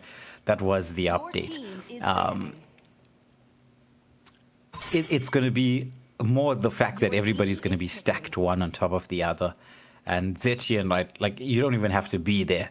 You could just ult as everybody uses the portal, stacks up on top of one another, and you're going to get those stuns. Yeah, that is so true. Your team is But quite interesting bans coming through. The Changi and the Yin ban, particularly. Potential respect bans, maybe. I would assume so, right? The Zetian and Eve bans, right? Those are two very, very strong, very meta mages right now. You do want to remove them from This time, the list. And we were just the talking choice about is how Zetian mine. can be used to deal with the chip. So, Hope will find a way, the side of even Warlords when all is Reborn forlorn. have been, I think, testing it out, and definitely would have realized the weaknesses Chip has to Zetian. Final picks coming through is Vexana and the Xavier. Two mages with a lot of range, a lot of base burst potential, especially towards the latter part of the game when it comes to the Xavier pick. Ryogen locking on to the Sylvana. I wonder who that, why that pick came through. Like, what was the potential target? Maybe it's just like a bit of a comfort pick. Yeah, well, it could be. I'm sorry, I just needed to restart my API. It crashed. I have a heart of light. Therefore, I do not fear the darkness. It happens. And Pride with the final pick there. It's in the jungle. So a little bit of early game, late game picks from both sides. And we're into the match, or at least we will be into the match in a couple of seconds. Just to see on the live chat, it's 83% of the votes going the way of PurgatoryGuildDn to pick up the win in this. Now it seems like they've got a lot of support going into this match. Their second team is currently number 2 in Group A. Oh, that's quite interesting. It's always interesting to see how first and second teams do. I know some teams don't draft based on... Ooh, look at this from Chip. Early on. Is he going to go for it? No, he's just waiting. I thought he was going to go for the poke. I was like, wait a minute here, what's happening? Oh my word. That's actually not a bad strategy, but then they would have, you would have seen him when he was using it. But maybe if you weren't paying attention to the map, it could be a very sneaky play. Well, I don't know if you still do see the portals. I'm not too sure. You do. You'll see it now whenever he uses his second skill. He's granted he has first and second skill up and running. Interestingly enough, PurgatoryGuildDn deciding to walk with the jungler. They want to prevent these early jungle invades from happening. Neither team going for the counter jungle plays. But oh, nice set here from the Chip. Lands a lot of poke damage and the combo coming out from the Vexana. Focusing onto the Xavier is quite low. Chip providing quite a bit of vision. Sylvana still didn't go for the buff. Now we see the counter jungle coming through here because Thomas is quite tanky. He's level 4. He wants to turn around onto the Sylvana, but it's going to be Vexana that's going to get caught out. First blood going the way of PurgatoryGuildDn. Now to chase underneath the turret onto Chip. It's dive in there. The infernal pursuit comes out from the Thamus, and the ability to he used his retribution, right, to secure the kill under the turret, but there is the potential to go through. But Sylvana saying, I got damage here, let's see what I can do. Oh, Vexana comes through. They get the pick off. Atlas has to flicker out. Oh bro, that was a 3-for-1 exchange in total. Yeah, look, Warlords Reborn, they need to be careful from PurgatoryGuild because they've got a lot of farm on their hands right now. I'm just looking at that 1.4k gold lead, just past the 2-minute mark. Yeah, that's significant, or at least decent at this early stage in the game. Sylvana trying to get that level 4, doesn't have it yet, lost the buff in that engagement. As you can see, Thamus is level 5. They're going to sacrifice this first turtle, which is the best thing to do in such a situation. You know your jungler is behind. Now Sora being engaged upon here, had to flicker back to a little bit of safety. The continuation of the jungle pressure happening from PurgatoryGuildDn, and they've got a lovely rotation set up. But Warlords Reborn opting to switch across to focus some attention onto the gold lane because Leslie is a level ahead of the Clint. Well, the question is, will they be able to catch out the Leslie and get the pressure onto Leslie? Because Skunky is not having a good time against the Leslie at this moment. Because, I mean, technically that should be, if Leslie can get a shot now, it's technically 2 levels ahead. Yeah, well, okay, it's still 1 level. Yeah. It's just, the jungle invade starting once more. Sylvana not being allowed to farm properly. Now Thamus is going to go in. Atlas misses the fatal links, but Clint will try to go in for the wraparound, and they turn around and eat that Clint up. Now it's going to be the engagement onto Sylvana, who has to use that ult to escape, but the dive is on here onto Xavier, who somehow manages to survive. Dawning Light as the turnaround. Leslie used the deadly snipes, wants to try to get it onto Sylvana. Well, going for the chase, going in deep. Toxic Nemesis. Oh! Sliver of HP, but now he's going to possibly get caught out by the rotation from Xanthis. Uses the conceal play to reposition, and there's that big black dragon coming into the back line there and gets the passive onto Starkey as he gets taken down. Xanthis is quite low. The dive is in here, but Vexana, Eternal Guardian, saving the team to a certain degree and at least getting a kill. Yo, saying wham bam, thank you ma'am. So that was, well, bro, that's been crazy. It's 7-3. It's 4 kills advantage in favor of Purgatory Guild, but they're having a 2.8k gold lead, and the second turtle is only up right now. Ooh, 2.8k, bro. That's like almost a full item right there. Once more, Thamos into the mix. Aggression being piled on. He's going to get controlled up a little bit, but he has that Infernal. The Inferno. That's just like, it's like a second life almost. It's the Infernal Pursuit, right? Yeah, I think so. I know it's got the Inferno part in it. Well, let's stop it here on Waylander Gaming. It's the Infernal Pursuit. Yeah, Moonton should allow us to name this as there's the engagement here onto the chip. He tried to use the portals, but he's going to get eaten up. Thamos, I'm saying Thamos. Yusong, the only one who decided to focus the turret. I don't think he has the minions to do this, but now the blue buff invade is happening. Atlas trying to land that fatal links once more. Missed it the last 2 times, if you think about it. Yeah, it was one with a portal coming in from Chip now, but okay, I see it. The Chip does use the portal, second skill. However, the engagement is onto Chip as the Infernal Pursuit gets committed down. Oh, the mega kill goes in favor of I, him, all.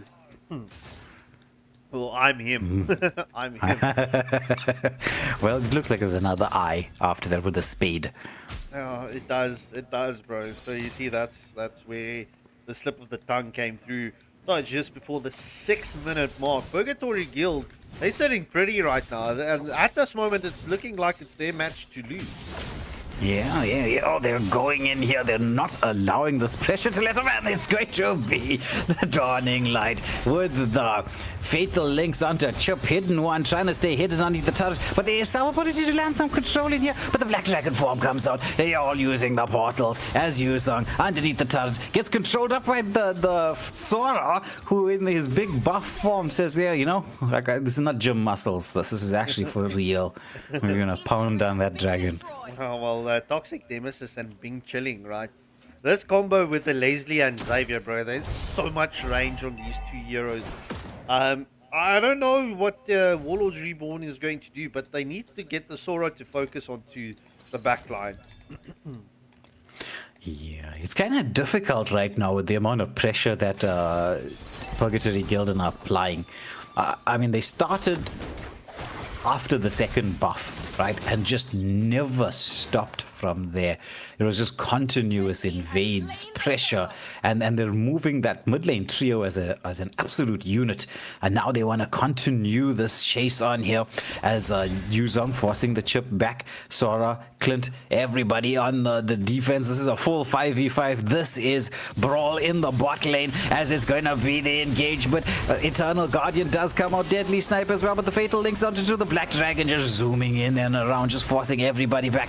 Now with Yuzong underneath the turret, he's going to get controlled up by the Sora, but dashes back, just not enough to get to safety, but 3-for-1 exchange overall. And well, okay, it's still quite a bit of time for this Lord. Dawning Light coming through, trying to make it 4-for-1, but just not enough damage.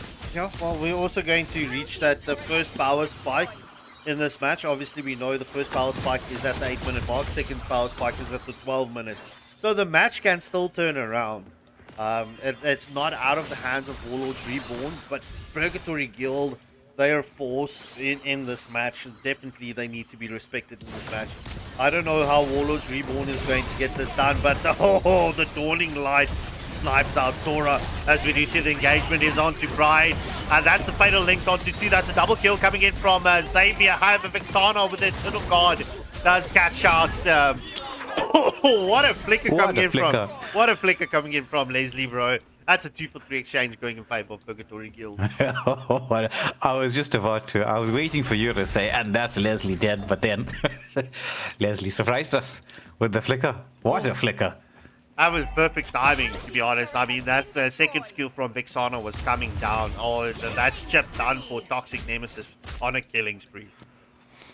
Leslie, 3-1 and 8. Leslie's really gonna hurt. But it's Bing chilling with the 13-0 and 5 on a Xavier, who's a late game scaler. That's scary.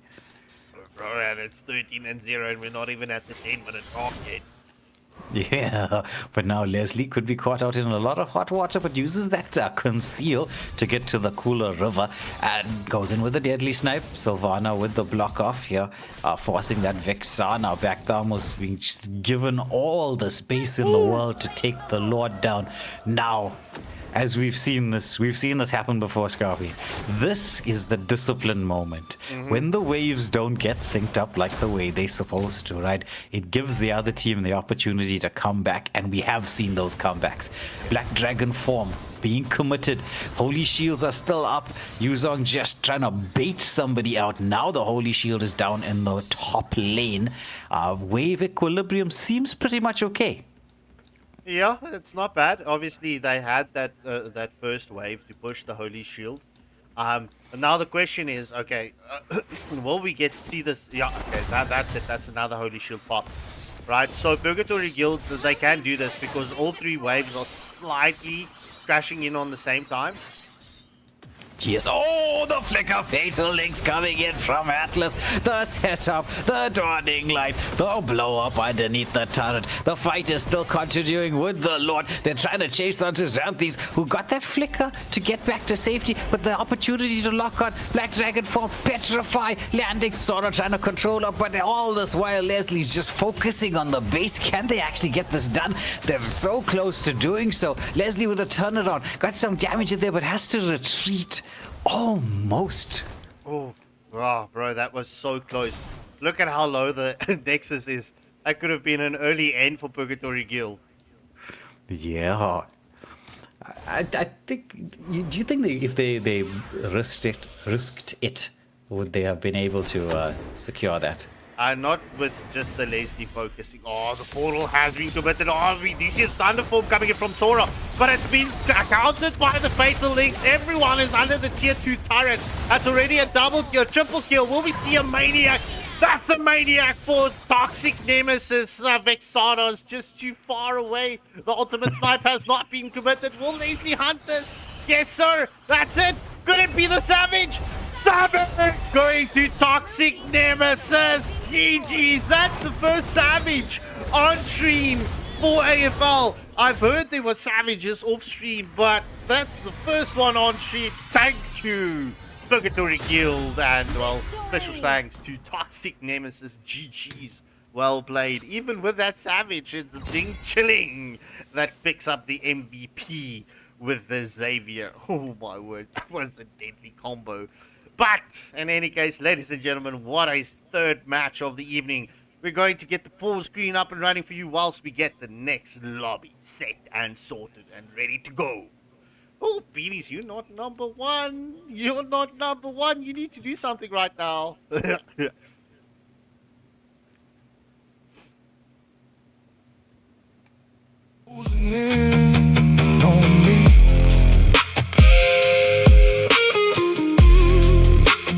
Still there.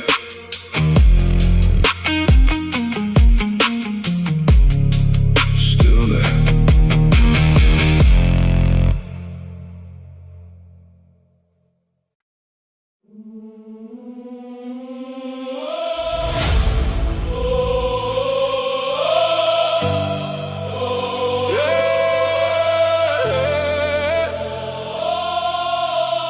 This for the team.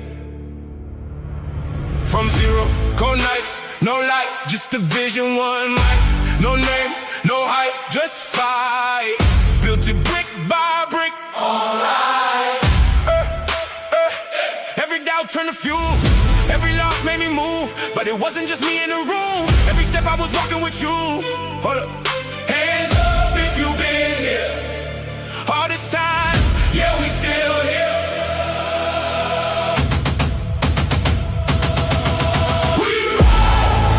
We rise. From the dark to the light. 2K, that's life. Yeah, we built this side by side. We rise, hear the crowd, feel the vibe. This time, thank you all for the ride. Every view, every name, every face, every moment you stayed. When it felt like it wouldn't break, you the reason it changed. Now it's louder, bigger, real. Still the same, still the feel. We don't, we just reveal what we build and what we will. Never fall, never fade. Stand is the path that we made. We rise, We rise, we rise, all night. all night. We rise, We rise, side by side. side by side.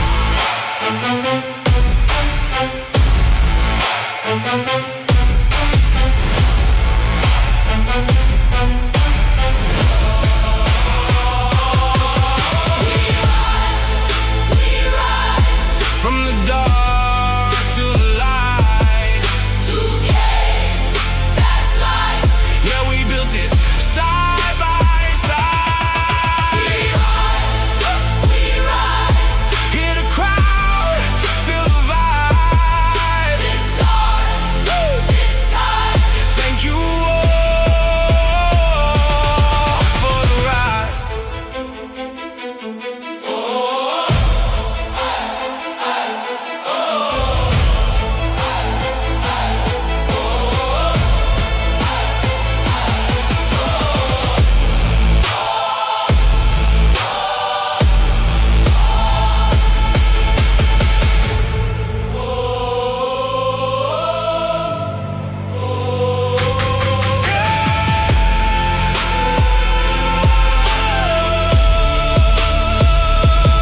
It's just the start.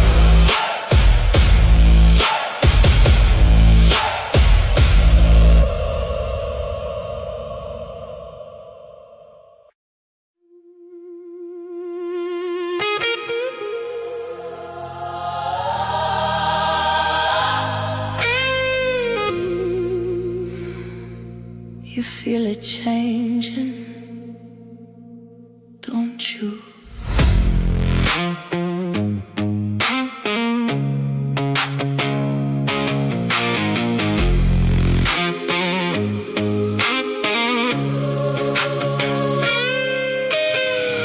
Blue light bleeding through the haze, slow shifting the way it plays. Every step rearrange the space, like the world don't feel the same. Something turning in the air, pulling deeper, pulling there. Every breath got weight to bear, Like a voice without a prayer, I hear it. Alright, ladies and gentlemen, we are back. As you can see, it's Akira Protocol versus Phantom Nexus for the next match. And without further ado, both teams are ready. Let's jump into the next match. We're ahead of schedule. Isn't that nice? Oh, bro, I believe this is like the first time for AFL. Yeah. Well, it is when you think about it, Scarpy, right? We've got legitimately 84 teams to manage. It's never been done before. It's the first time, and it's been running pretty smoothly. Yeah, it 100% has been, bro. And speaking of things that have never been done before, we're going to be having a new award every month. It's going to be Player of the Month, Scarpy, for all the different game titles. Yeah, I saw something like that. Your team is banning. Yeah, so what we're going to be looking at is the performances of all the players in both Mobile Legends, Call of Duty Mobile, and PUBG Mobile, and we're going to be deciding one per game, Player of the Month, and that's going to lead towards the end of the year awards ceremony for the best teams, best players across all the different games, and well. With that being said, we get to see two very, very typical bands in the Grok and Sora. Yeah, well, Grok got glazed in the first match, or no, it was the second match, and Grok didn't have a good time, bro. Grok is not as easy to play as people think, right? Because, when you watch it in the MPL scene, you just see Grok being a monster, a literal monster. It requires a bit of practice in terms of timing. Like, you gotta make your decisions a little bit early as to what you want to do and how you want to do it, and you also have to practice your movement to make sure that you've got your passive being procced all the time. But everything in time. In due course. And yeah, it's just the current train, bro, as we do see Hildar getting banned out as well. Hilda is so difficult to deal with at this moment in time. She's one of, if not the best hero for setting up with that very early game pressure kind of play. No, that's true. Looking at the bans, right? I don't think the Marcel is going to get banned out. The question is, will Marcel get picked up? That's the thing. Because the heroes that combine with Marcel are still there. But as Grip, I think, was saying to me on stream the last time around, he was like, Marcel, we always hear in Southern Africa talk about combos with the Marcel.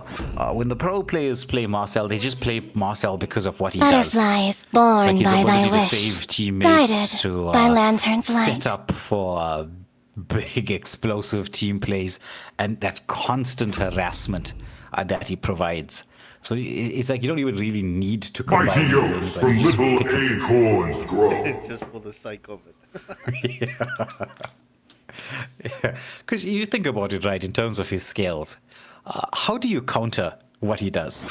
You don't. There's nothing to counter him at this moment. Exactly. You just die. That's what you do. You go and you get caught and then you die.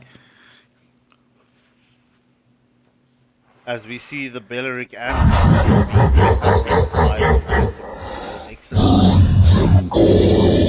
well, Zushin might be smiling with the Thermos and Belleric, because you can do something with those heroes.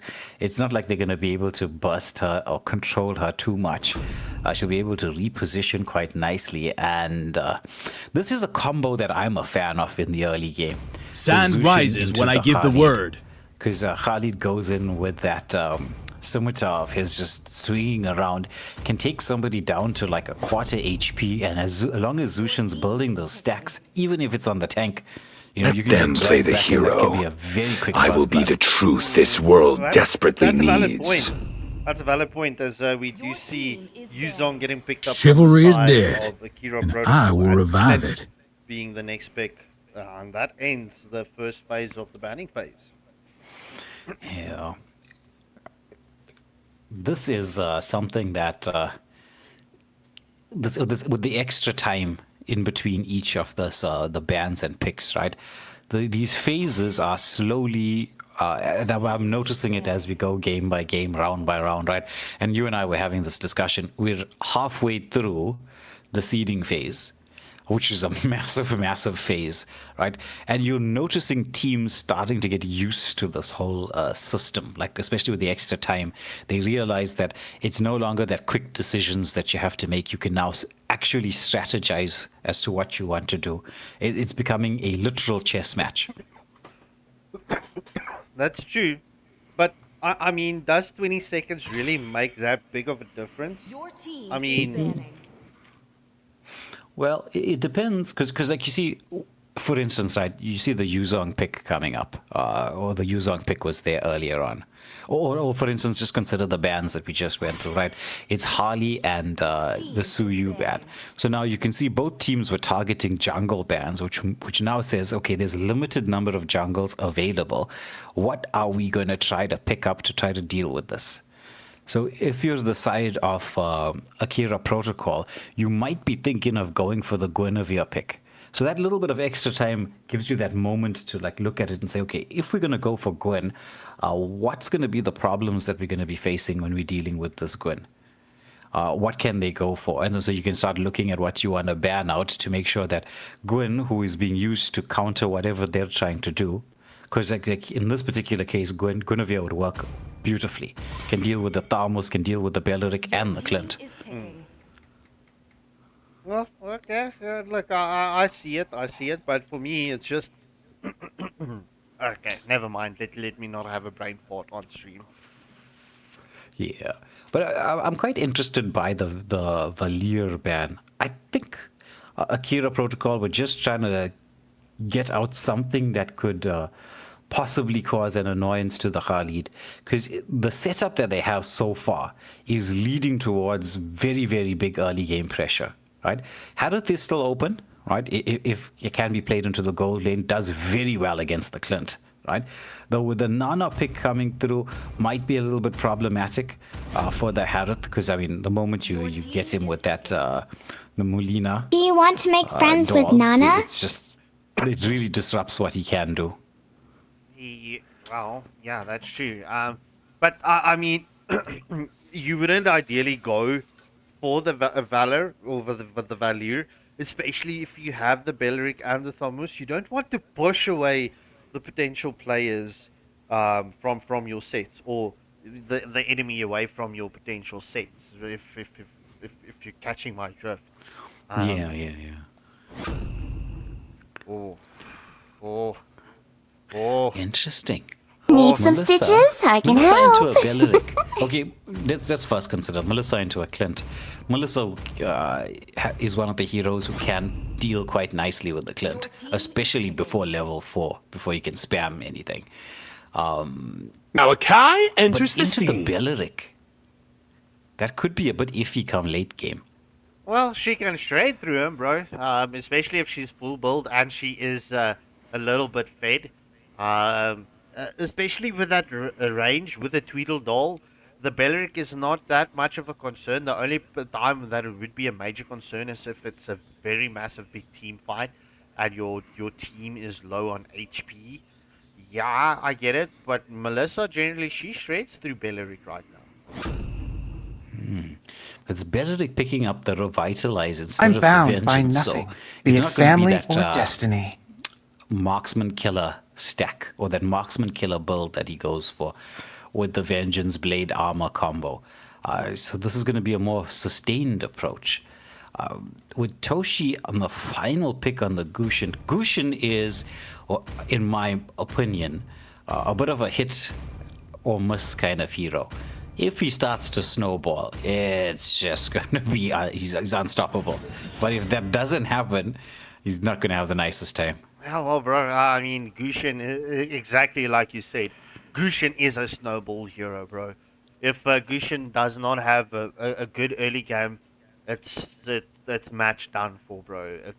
I've seen it countless times. It's you cannot avoid it. If Gushin is not farmed, he's not fed, and he does not have the snowball running, it's yeah. The only thing that is good for then is to go for your pickups. Yeah, that's if you can get that dive into the backline. But with that being said, we're into the game, and it is Akira Protocol in the blue corner, as they're leaving the Akai to do what the Akai does, which is his damage output in the early game is quite significant. Yeah, and indeed, especially when the thing. And we've seen a lot of Akais in the AFL tournament as of late. Like, when I say a lot, we had 3 Akais just last night. And every team that had the Akai won the match. Look at this play from Akira Protocol. This is exactly the combo we were talking about. The Khalid and the Zushin. Phantom Nexus are having a difficult time in the mid lane. I mean, we're on second wave and Nana is only level 1. Still, they clear the wave out. First blood goes the way of Yuzong. Yuzong level 1, level 2 is one of the hardest heroes to deal with. Yeah, bro. I mean, Yuzong, he's so difficult early game. And, well, I mean, especially with that passive as well. But you want the Yuzong out of the gates early on, bro. You want him to rotate as quick as possible with that Black Dragon. Yes, that's true. Toshi here almost on now, just hit that level 4. Is he going to go across to try to help his XP laner out? Because you don't want to, as you said, allow the Yuzong to snowball. Now there's going to be the catch onto the Gushin, who has to use that the ultimate to get dash back to a certain degree of safety. Meanwhile, in the bot lane, Beleric just giving some vision there onto the Melissa.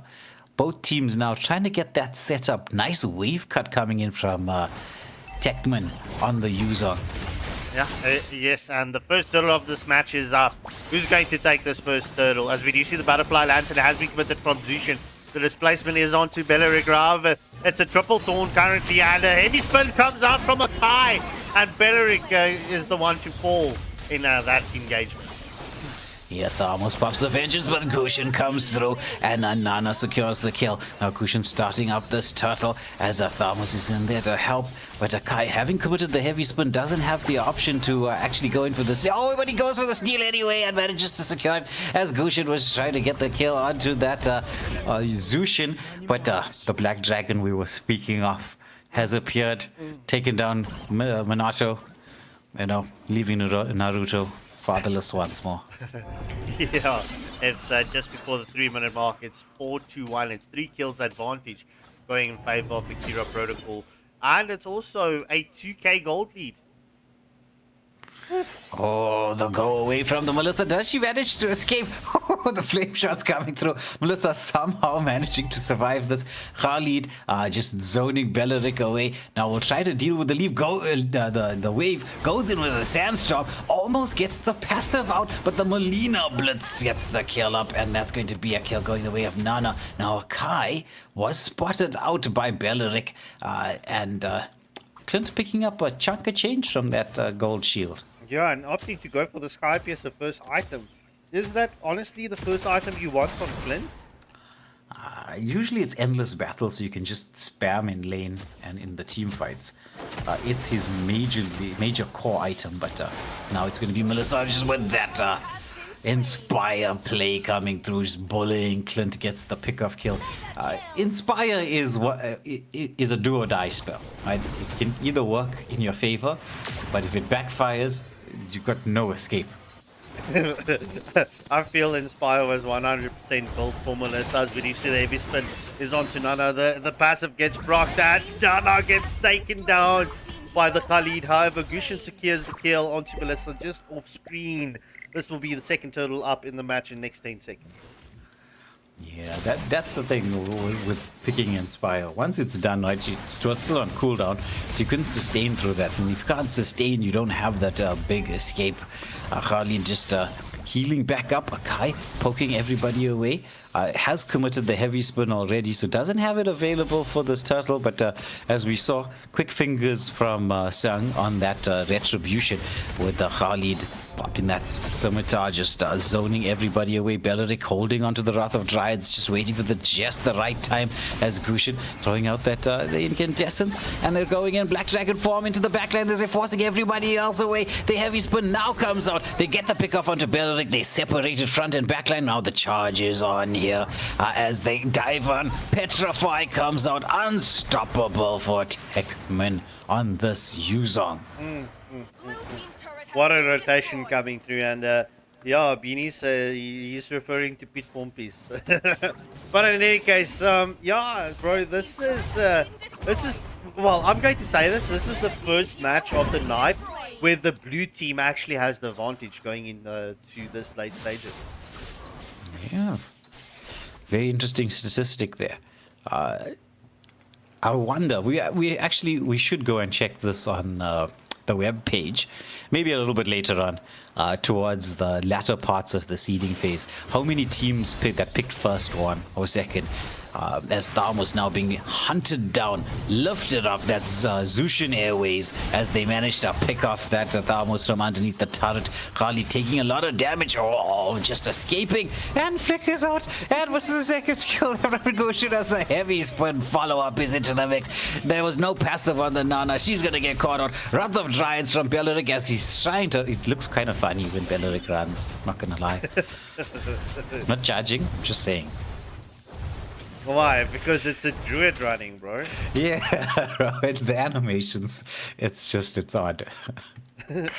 Well, in any case, yeah, look, Akira Protocol is they're putting a lot of pressure onto Phantom Nexus. This is I've been saying this entire evening. This is now officially Akira's Protocol's match to lose.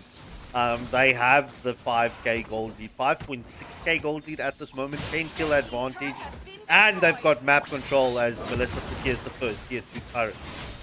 Oh, that's big. That's big at this stage of the game. Still a minute to go for the Lord, right? There's questions. Would you wait an entire minute to go for the Lord? Well, we have seen it being done, right? And with it can actually. The thing is, if you want that to happen, you want this. You see this bot lane. You want that holy shield to be popped off, bro. If you can get one holy shield off in this time frame, then yes, valid point. Get the Lord. Storm for the quick end. Yeah. So that would mean they need to go for a 1-3-1 split to do that. Yuzong is taking care of one lane. You've got the 3 in the mid lane. Melissa needs to be the one who pushes. Black Dragon form is out from the Yuzong. Just forcing the passive or proccing the passive on Nana.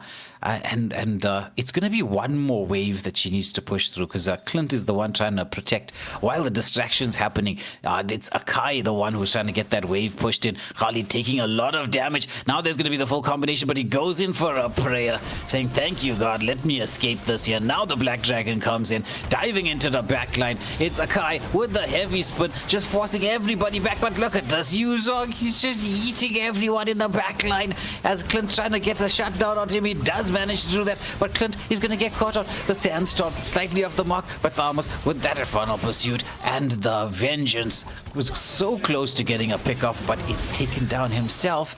The Holy Shield was taken down with that play. Yo, bro, that's a full team wipe. That full team wipe.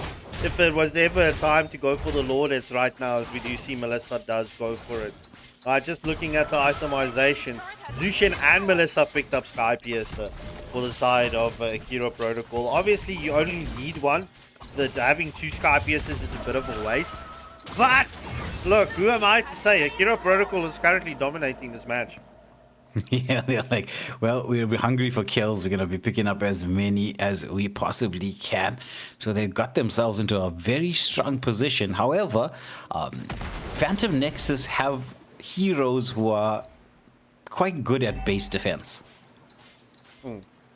That is true. But now, you see Belleric is the trigger point. Obviously, the Wrath of Giants needs to land first, and then you need Nana to follow up immediately with it. But you see, Nana needs to keep that Melina for the Khalid. But it's to land it on the Khalid. That's the question. Is she going to be able to land it on the entry of the Khalid? Yeah, it's all that question of timing right now. Though Phantom Nexus going for the defense very deep inside as Khalid now goes in. Now the Wrath of Giants comes through as they do get that heavy spin onto the Clint. Clint did get the pick up onto Khalid, but he's going to get trapped up in here. Will they be able to get the kills? Oh my goodness, it's a 3-for-2 exchange. The base defense coming through, but there's Yuzong. I'd make that a 4-for-3 exchange, but Yuzong wants to try to make it 4-for-4. Diving in, gets the kill. Oh my word, this Yuzong, the Lord cracked its way into the base. It's just Yuzong versus Nana, and it's 7 seconds for Clint to come in. Can he actually do this? The doll is in there. He's trying to get the lock on. He's going for it. Melina Blitz is blasting, but Yuzong, he's trying to basic attack this. He's walking around. He dashes in. He ends the game. Yuzong, one-man army, takes it all. He received the Maniac as well. So, GG's well played coming in from the Yuzong there at the end. But MVP goes to Techman. I mean, GG's bow down for that Yuzong. And the MVP going to the Beleric. Any case, ladies and gentlemen, I'm going to get the pause screen up and running for you. We're definitely ahead of schedule right now. So let's try to get the final teams into the lobby. So please hit that like, share, and subscribe button, and we will be back with you in just a moment. And Beanies, by the way, when you say, I like that song, I don't know which one, because there's like 6 or 7 songs on the highlight clip. Any. So what you can do is take a screen recording. You've got my number, DM me, and we can take it from there. Call me in. No warning. It begins. Let go. Stand close. Don't fight. Just know. Step in. Feel that change. No fear. No name. New ground. No frame. We rise. We claim. No past. No change. No loss. Just gain. Too far to stay the same. We break. We change. Low tone in the way I move. No rush, just something new. Every line I step into feels like I was always due. Guitar cry, but it don't feel pain. Just a shift in a different lane. What was lost don't feel the same. What I am, can't explain. I see it in your eyes. That moment when it rises.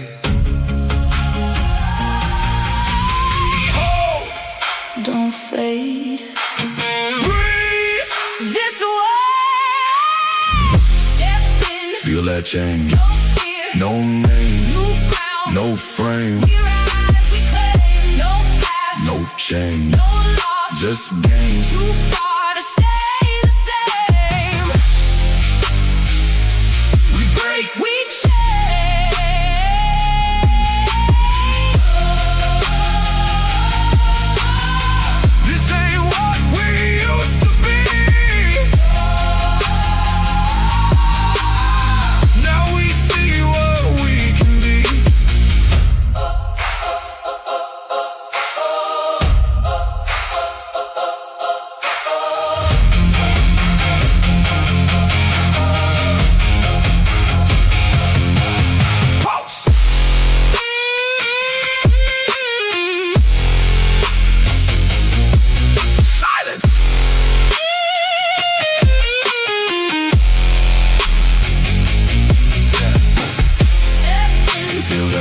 no fear. No name. New ground. We rearrange.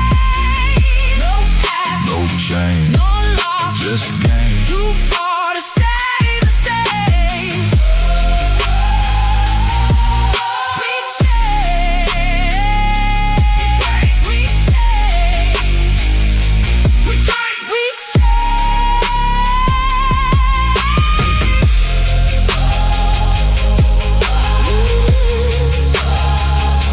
We change.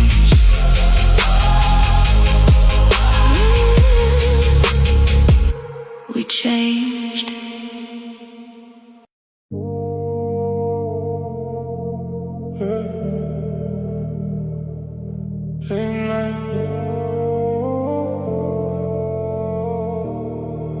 Late night, dark blue, feel that way.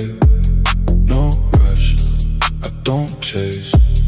Move slow, set the pace. All calm, always.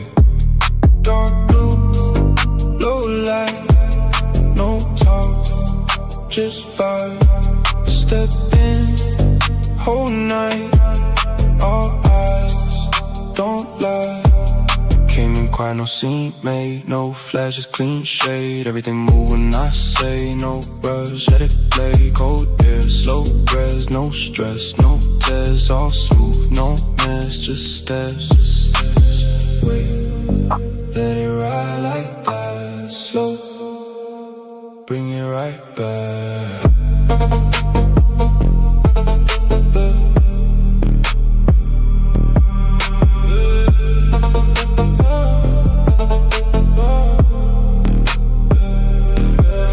Dark blue, feel that way. No rush, I don't chase. Move slow, set the pace. All calm, always.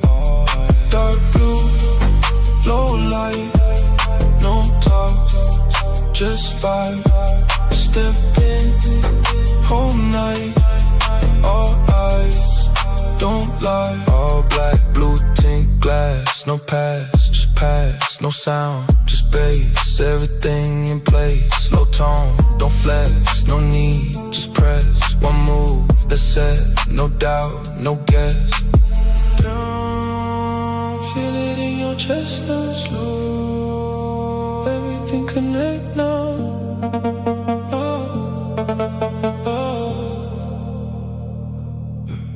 Dark blue, feel that way. No rush, I don't chase. Move slow, set the pace. All calm, always. Dark blue, low light, no talk, just vibe. Step in, whole night, all eyes, don't lie. Yeah. Stay cool.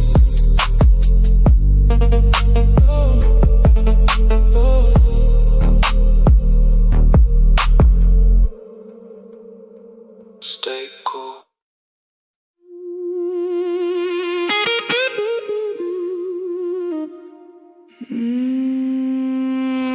Midnight calling. You feel it too.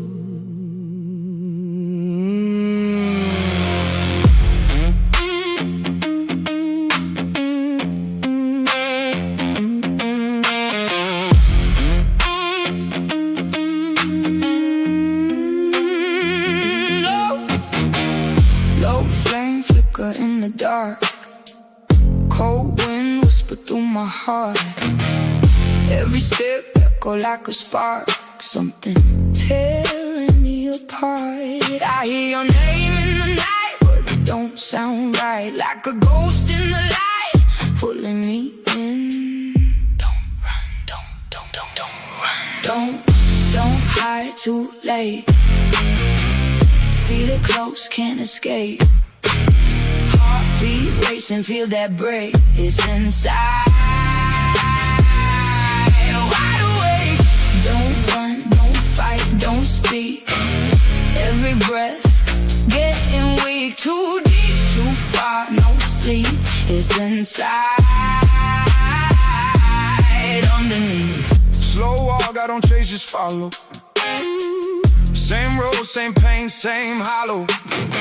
Guitar cry with a tone so cold, like a story already told. Feel that weight in the air right now. Every move got a shadow now. Turn around, but there's no way out. It's locked in. Wait, it's right behind you. Don't run, don't hide too late. Feel it close, can't escape. Heartbeat racing, feel that break. It's inside. Wide awake. Don't run, don't fight, don't speak. Every breath getting weak. Too deep, too far, no sleep. It's inside.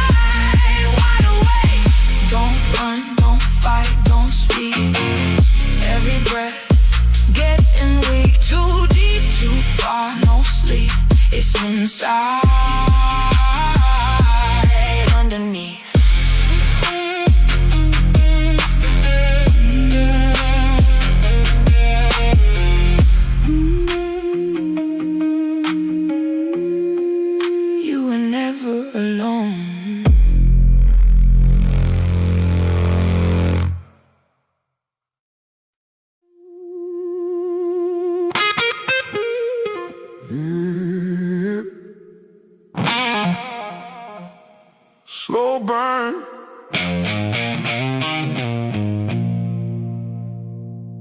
Midnight air.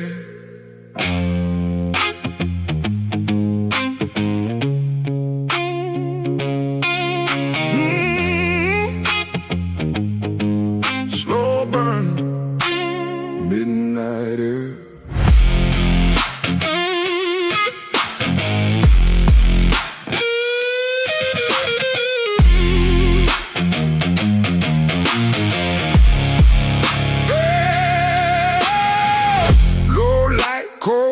Through the street, every step's feel it drag on me.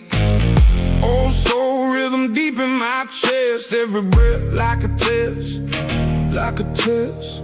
Guitar crying a minor key, something out there watching me. Feel it close, but I can't see, just shadows following me.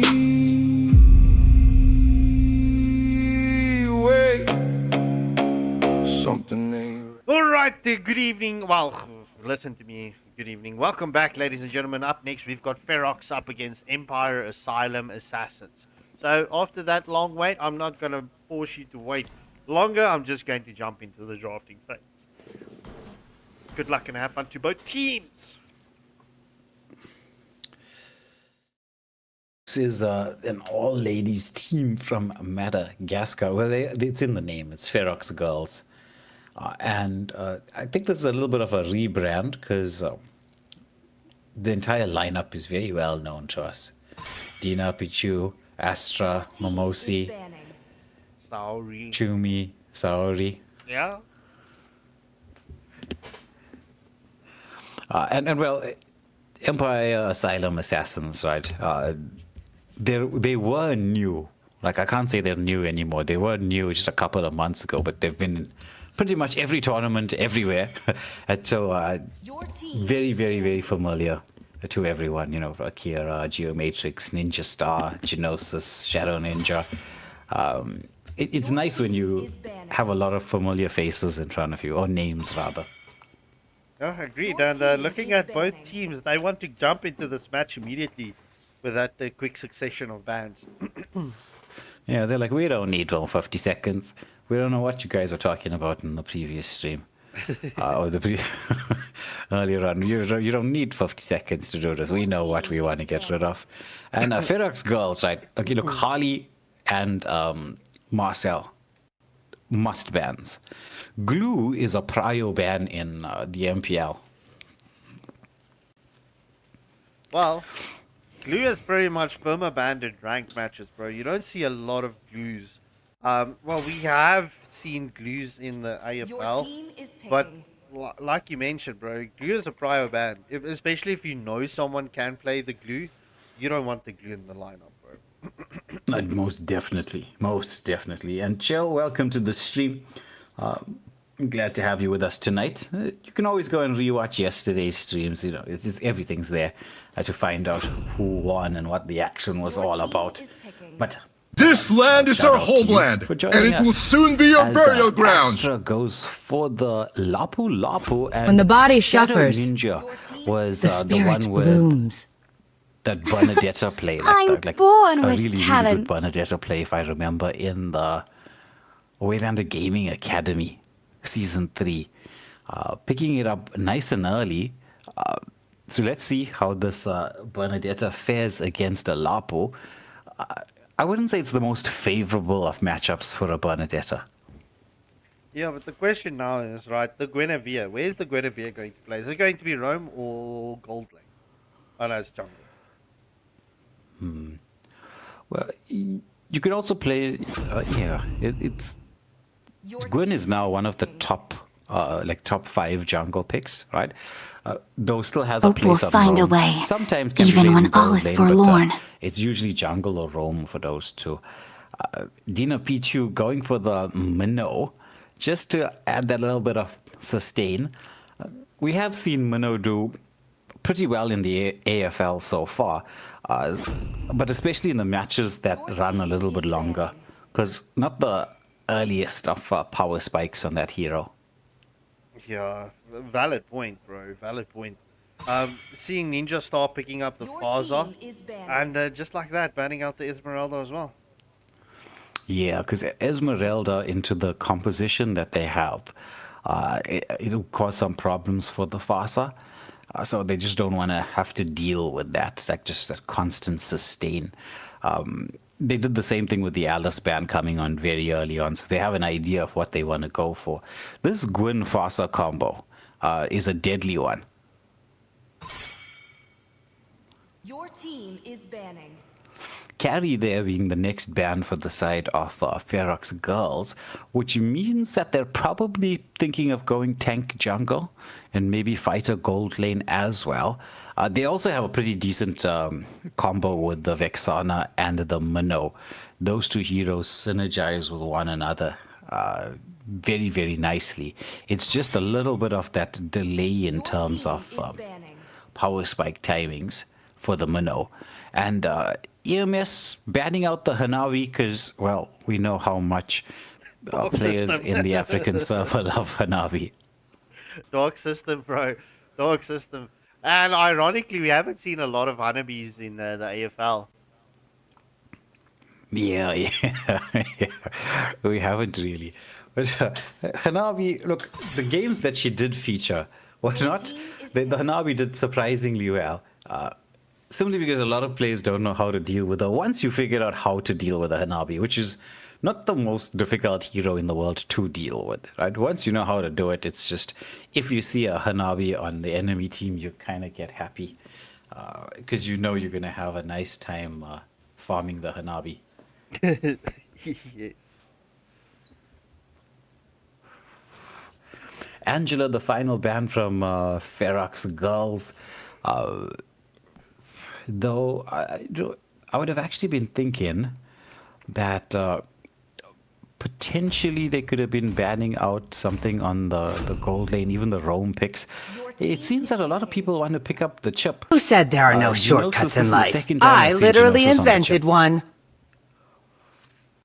Well, could this work in favor of EMS, though? Well, we'll see. We will see.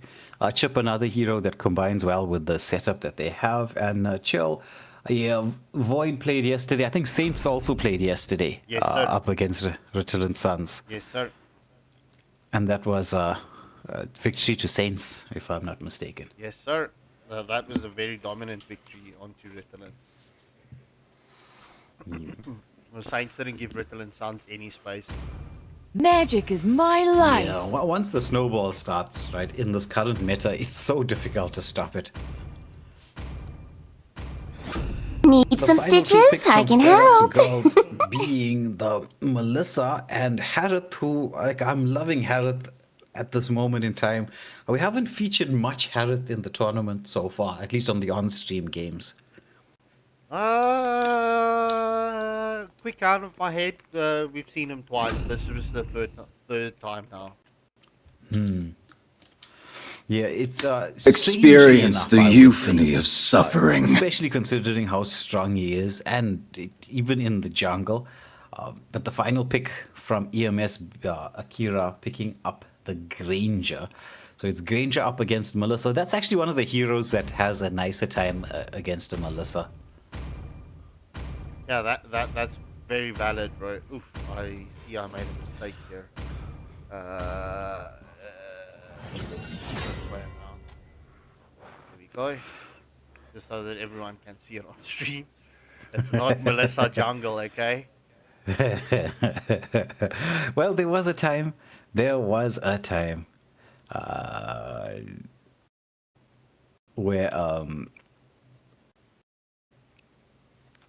it was marksman's in the jungle, and Cypher saying that he gets called a dark system anytime he picks up or says anything valid about the Hanabi. And Chill is saying that he's that they're a Hanabi main. So, well, if you main the Hanabi, I know quite a few Hanabi mains. It's just personally, I'll say, and yes, the CC immunity is one of the things that makes Hanabi so fantastic. The real problem with Hanabi is scaling. Like once she scales, like when it gets to late game, right? Hanabi is unstoppable, pretty much. But the problem is getting to late game. No one wants to leave you to do that. Yeah, no, you don't. And speaking of getting late game, you don't want a Melissa or a Granger late game fed, regardless. Yeah, true, very true. Chumi being chased into the jungle here as the side of EMS all move across, secure the little. Granger now just trying to poke this gold crab down, while Mimosi on the Melissa comes in for the steal with the Tweedledall. I mean, look, I love using that gold crab with the Melissa, especially to get that extra range on. You're not wanting to allow the enemy marksman to escape. I mean, there's so much that you can utilize with the Melissa. I mean, there's days, bro. You know, there's two heroes that I will glaze, and that's my two favorite heroes. That's Melissa and Ixia. Yeah, but Melissa has a nice amount of mobility and team fight potential as well. Is quite good. As both teams are trying to get themselves into position to contest for this first turtle. A very passive start, very measured from both teams. Now Fasa finally using that mobility, wants to go in onto Mimosi, who was in a decent position to make sure that she can escape to the safety of the turret, which means we should see Vexana get to level 4 first. Now the engagement here, Harold with the Zabin force, the chasing chip. He had his bag of chips, but it's not enough speed to try to escape that blast coming through. Meanwhile, oh my goodness, what a setup, what a spatial migration coming through with the I forget the name now. As it's strike. Violet Requiem. Violet Requiem. And Bernadetta with a bit of a cover up there. There was a lovely play from Ferox at the start, but Geomatrix with that Guinevere, that timing so on point. Yeah, that was beautiful spatial migration followed by the Violet Requiem. But Faza also just coming with that quick rotation with the feathered airstrike. I mean, it's just before the third minute mark. It's a 1 kill only advantage in favor of EMS and only a 500 gold lead. As we do see the engagement is on to Dina Chow's feathered airstrike. Is on to Mamausi. Will Melissa get caught out? Will Faza go for this? That's a kill for Ninja Star. Don't you just love seeing Ninja Star in the mid lane and not in the gold lane with the Layla? And the Hanabi. Yeah, there's some nice rotations coming in from Ninja Star. Very quick timing. And this could be the first turret of the game taken down at the 3-minute 20-second mark. Now the chase is on. Violet Requiem into the mix here as they get the knock up, and Owen Fury is there to try to keep the team alive. But there's Granger trying to dish out the damage. Melissa forcing everybody away. Ooh, she gets a pick-off kill there onto Akira, but is taken down by Ninja Star once more. Ninja Star is quite good on the Fasa. Yeah, she is. And Ninja Star, the one thing I'm going to give Ninja Star the credit for, and I hope she's listening to this after the stream. She plays so much better when she plays aggressively. Well, the game is currently designed for, or at least the meta is at a very aggressive one. It suits mid laners who have playstyle similar to like Sans.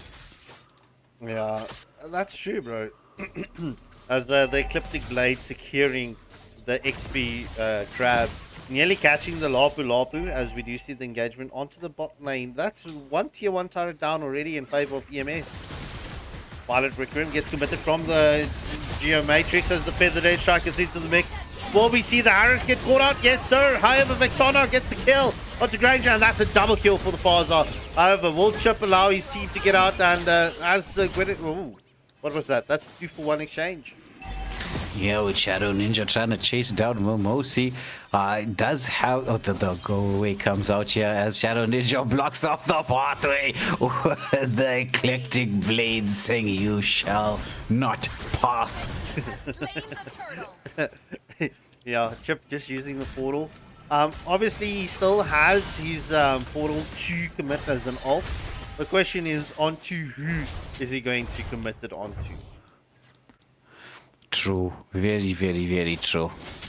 But so far, Empire Asylum are in quite a strong position.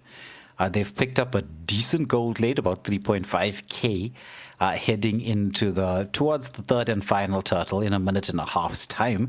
And they're just rotating and pressurizing the side lanes, not so much the jungle. So quite an interesting rotation strategy. Yeah, valid point.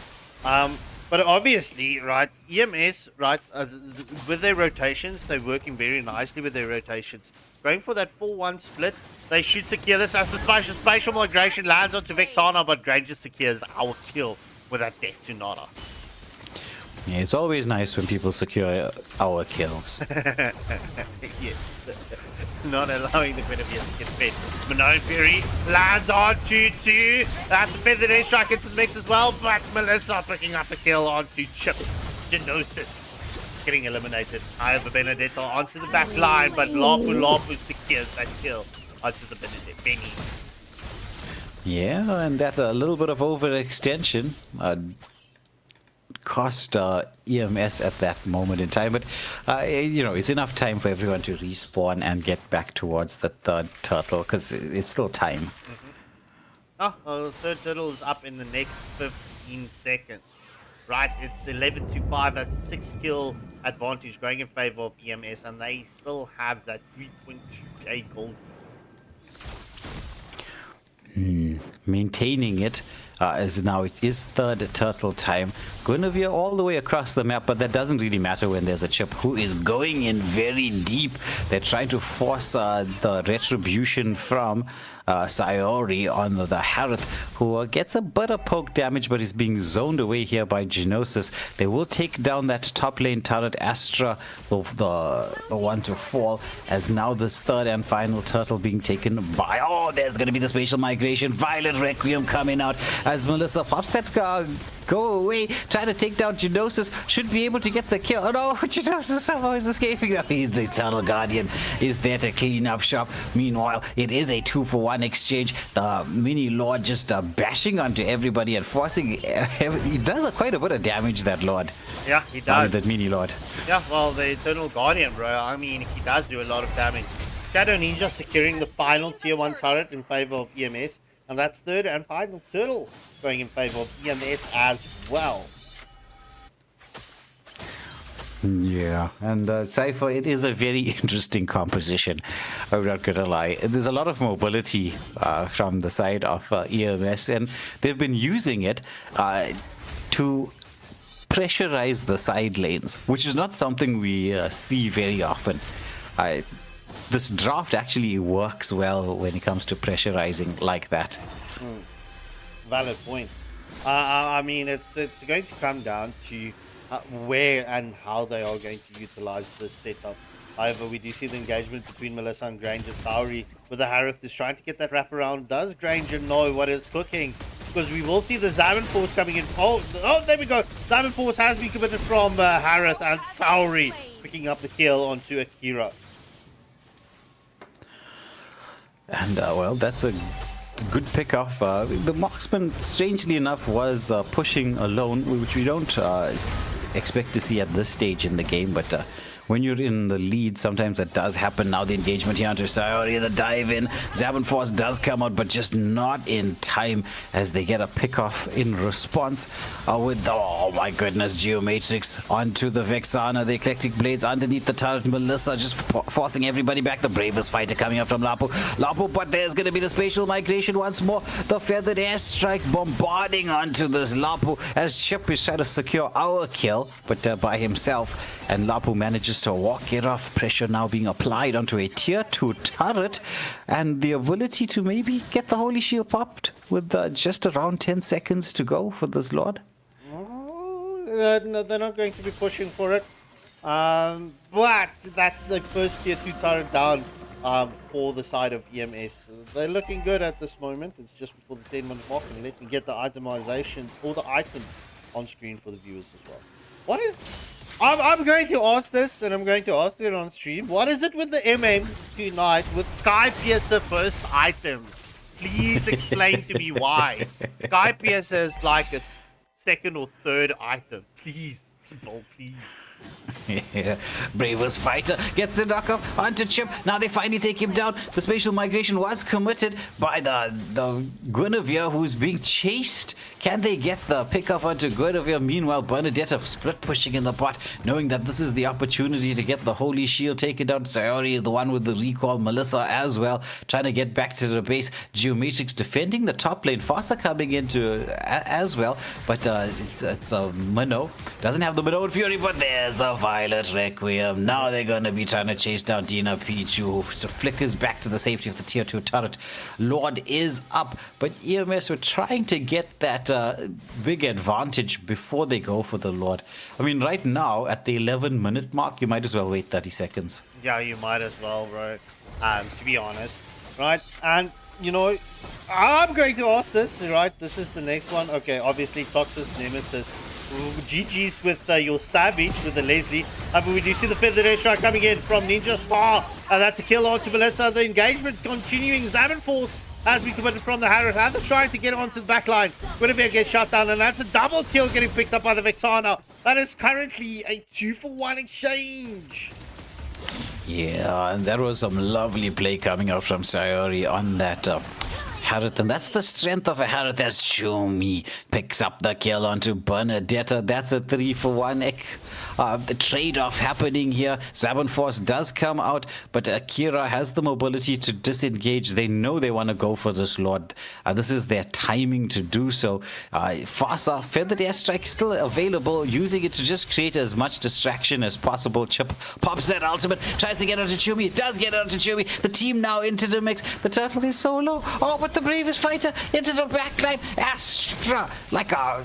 Oh, but he's going to get lifted up by that Violent Requiem. However, did they create enough space? It's all going to come down to this Reggie bat. Who's going to win it? It's going to be Sayori who wins it. Can they get out now? Minnow has picked up, does he have the Flask? Not yet. I think Flask will be the next item, and that could be a game-changing moment.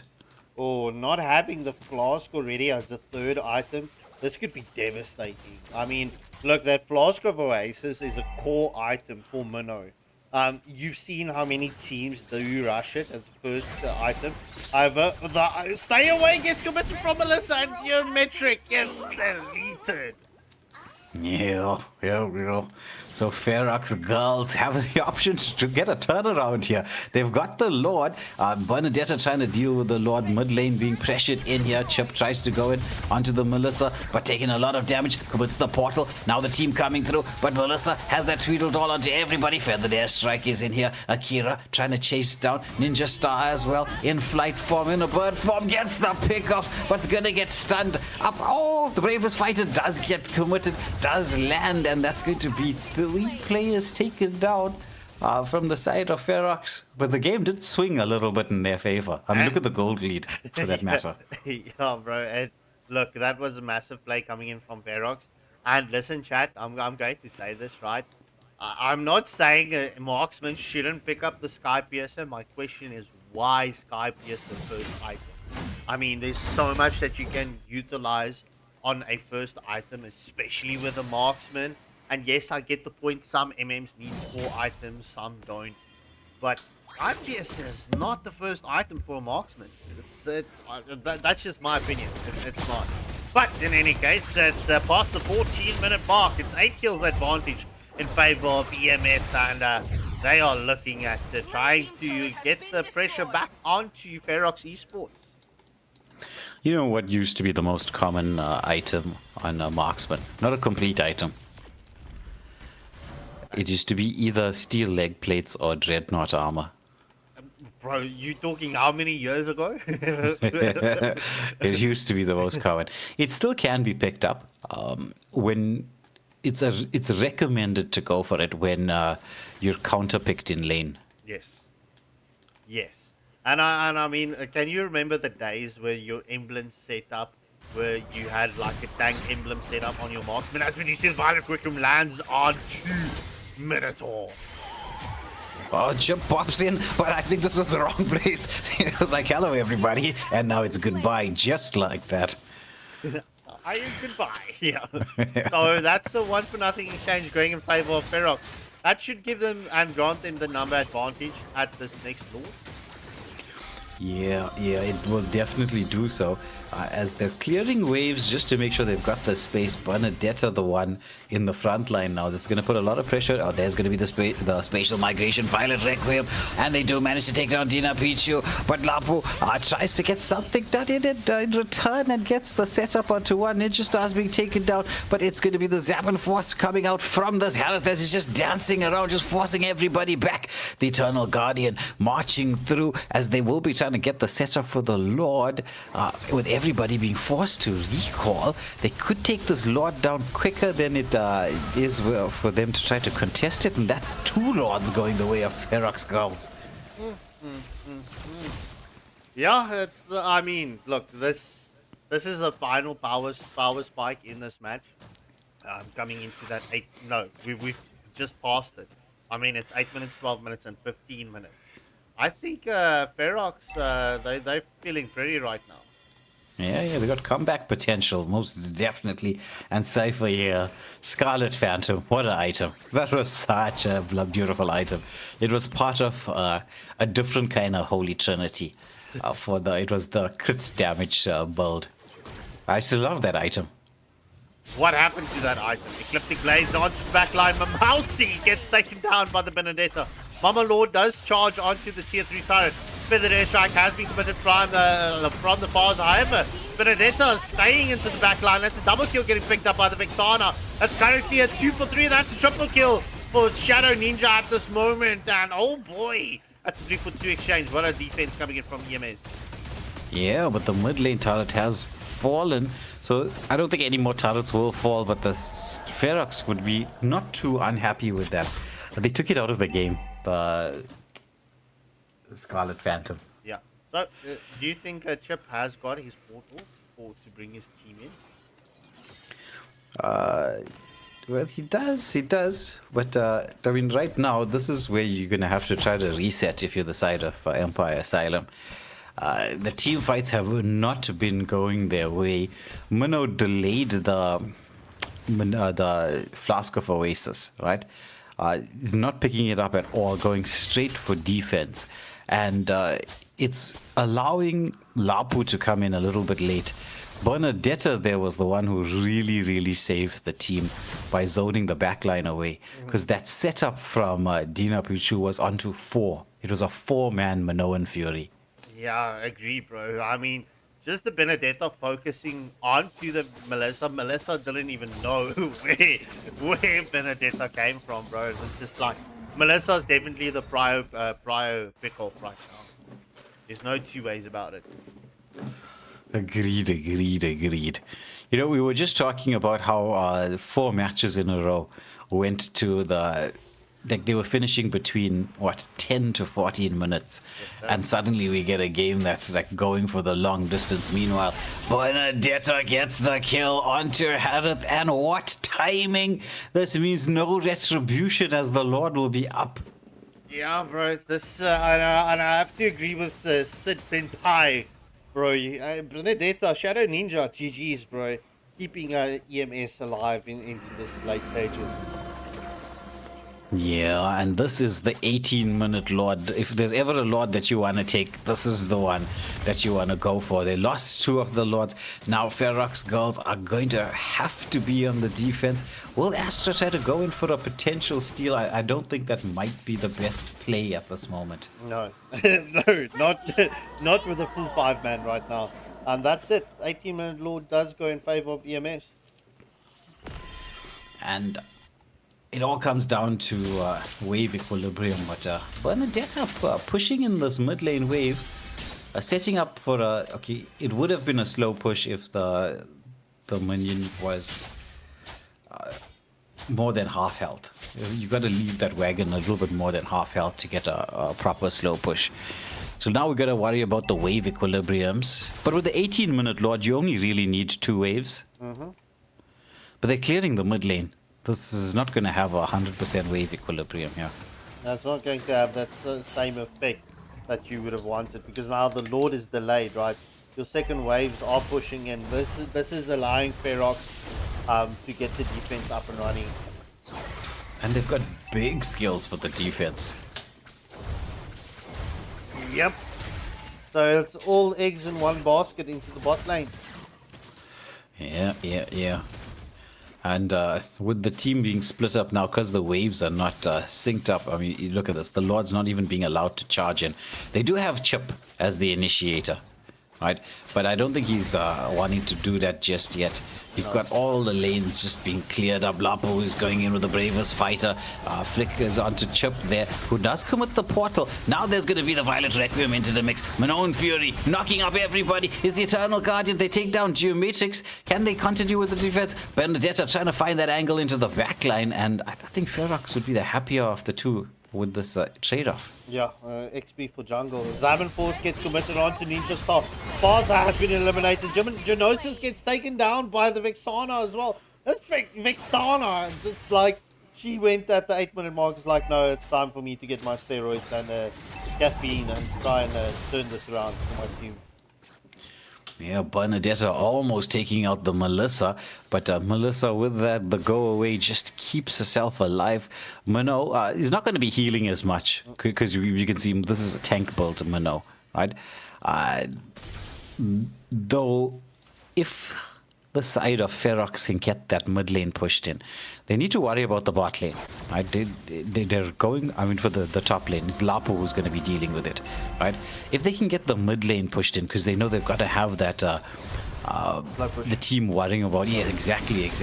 Zabon Force does come out as Benedetta trying to find the space to go in with the Eclectic Blades. Now goes into the Eclectic Blades and steals the Lord. Benedetta, what a play. Lord and out. Retribution, who needs retribution?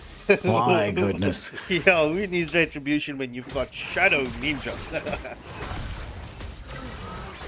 Oh, bro, the clutch plays coming in from the Benny, but EMS, they need to get their wave management sorted out. I think that would be one of the key takeaways from them for this match. It's the wave management. Wave management. I'm going to say it for final time. Wave management. Yeah.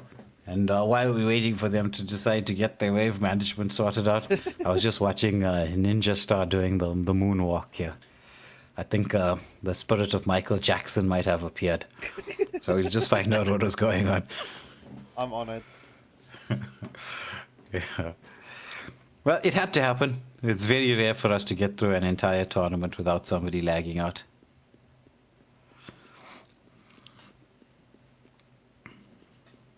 Well, we had such a perfect evening. Yeah, up until this moment.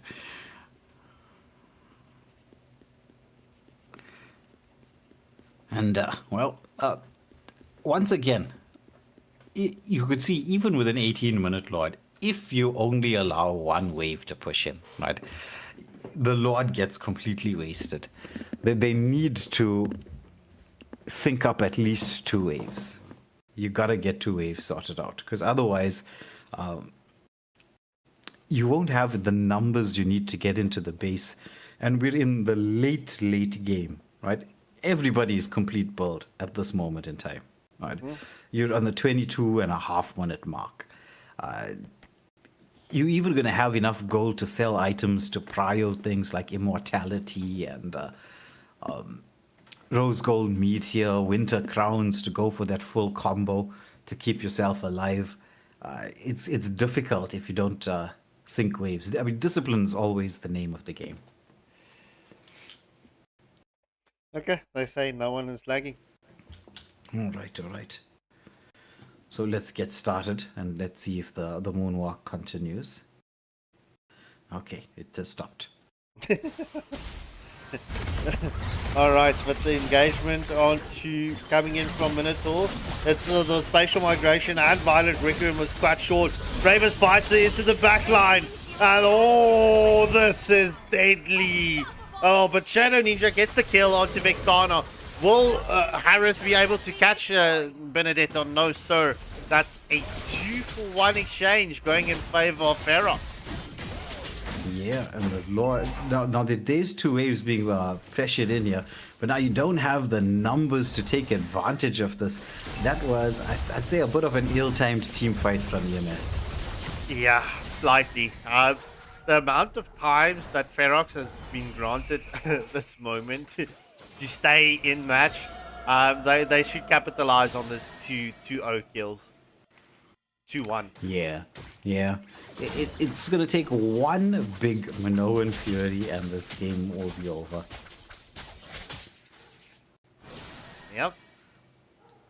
Yep. But Ferox, we need to give it to them, bro. This defense is on point. And Vexana just taking that main role of damage dealing. Yeah. True. 30 seconds to go for the next Lord of the match. And so far it's been 2 Lords apiece. Both teams have lost tier 3 turrets. I think this is it. With this Lord, we're looking at whoever takes this Lord is going to win the game. Bro. I think the MLBB gods heard that me and you want to go and test out this up north. You guys choose multiplayer.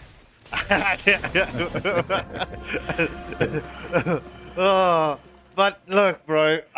Next Lord Escalate should potentially end this match, right? But now, my question is, when you're looking at the itemization, we've spoken about the Flask of Oasis, right?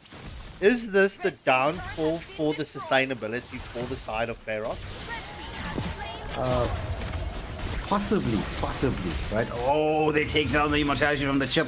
Now they're going to get the chase on. The feathered airstrike comes in. Eclectic Blades into the backline. This is our battle royale here in the mid lane. Zabot Force does come out, but the bravest fighter was committed, and it's going to be taken down. It's a 2-for-1 exchange, and this one, EMS will be happy about. See, it's in moments like this where you say, okay, I kind of miss the flask. It would have kept the team alive a little bit longer, but the tank build is there to be able to sustain when you've got so much of burst heroes. So it's a bit of like a 50-50-ish decision. 100%. And well, like honestly, for me now, also the Sky Piercer on the Granger only having 37 stacks. That's not optimal. That's the moment that you sell it to pick up the immortality. However, that's tier 3 turrets taken down in favor of the EMS. Will Mama Lord charge on to the Nexus? There's still minions. The Eternal Guardian has been committed into play. Just zoning away EMS and another defense coming in for Ferox. The damage output from Momosi right now is so much. I mean, they went in there with their combination to try to get something done. But if you can't lock onto the Melissa, there's no way that you can end. There's absolutely no way, bro. Well, it's we were wrong once again. I actually thought that, well, even with the numbers advantage especially, but they just couldn't get close to the Melissa, because right now you can see the Minnow, right, guarding the Melissa, just making sure no one can get to that game changer of a hero. Now the engagement is on. The breakdown was in there. Minoan Fury coming through. Now the knockup. Do they manage to take down anybody? Lapo with the flicker back to safety. But Chip was it to the backline. The Zabot Force coming down as Melissa just melts through Genosis. So this is going to be no Roma available. No Chip. The Lord is up in just 12 seconds. But the waves are pushing through here. Do they have the time to clear the waves and get into a challenge for this Lord Ferox? They're gonna have to. There's no way you can't contest for this Lord. They need to go in. And the question now is, does Melissa and Granger have enough to deal with this? Oh, Bernadetta takes out the Melissa, and that means advantage the way of EMS right now. Feathered airstrike. Mano going in there. Mano's gonna be taken down there. Oh, sorry, steals the Lord. Oh, sorry, GG's on keeping your team alive for another segment. Yeah, look, Ferox with the defense, bro. It's however, this team fight just went in favor of EMS. Are they going to capitalize on this? Because there's no Minnow, it's no Melissa. They can actually do this. It's a Lapu going to be up, and Ferox has got their two main damage dealers, and that's the Harith and the Vexana. Yeah. Parrot going in with his hammer force, trying to get it on there to Ninja Star. Ninja Star trying to fly away. The immortality coming out. Oh, the flame shot. They take down the hammers. They've got the wave. They just need to get the lock on as the Chuppy's into the mix. Yeah, this should be it. Mini Lord comes through. Chumi trying to defend this. There's Benedetta with the eclectic blades. They're all just focusing onto the base. And that is that. What was this? Close to 30 minutes. So close, so close. And we could have gone for that record breaker, but in any case, the GG's well played to both teams. Ferox's defense was beautiful, going towards the end, but EMS just securing the dubs and what? Wait, I'm rubbing my eyes out right now. Guinevere picking up the MVP. I'm not taking anything away from Geometric, but holy smokes. Why not the Benedetta? I mean, the amount of plays coming in from the Benny. How did Benny not get MVP? Yeah, you know, sometimes whenever you look at the scoreboard at the end, Munton does what Munton does when it comes to deciding who gets what, right? But they measure the metric based on team fight participation, etc. And Benedetta was in less team fights, right? Though, as we all witnessed, right, there were moments in time where Ferox could have been ending the game, and it was Benedetta with the plays that kept the team in a mix. There was quite a bit of back and front between the two sides, but well played to both teams for providing us with an entertaining matchup. Yeah, bro. So I'm going to ask you a question right before, because like my mind is blown right now.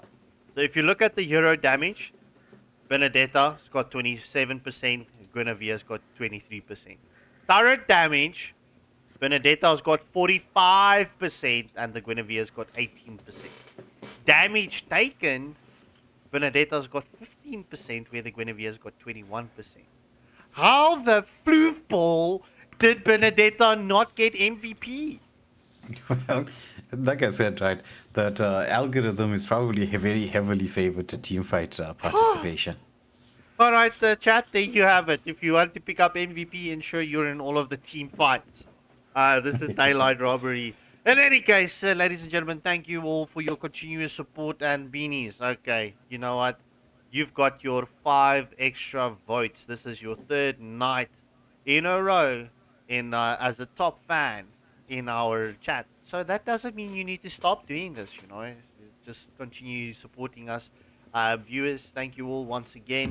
But this is going to be goodbye and good night from the Waylander Gaming team and crew. Please hit that like, share, and subscribe button.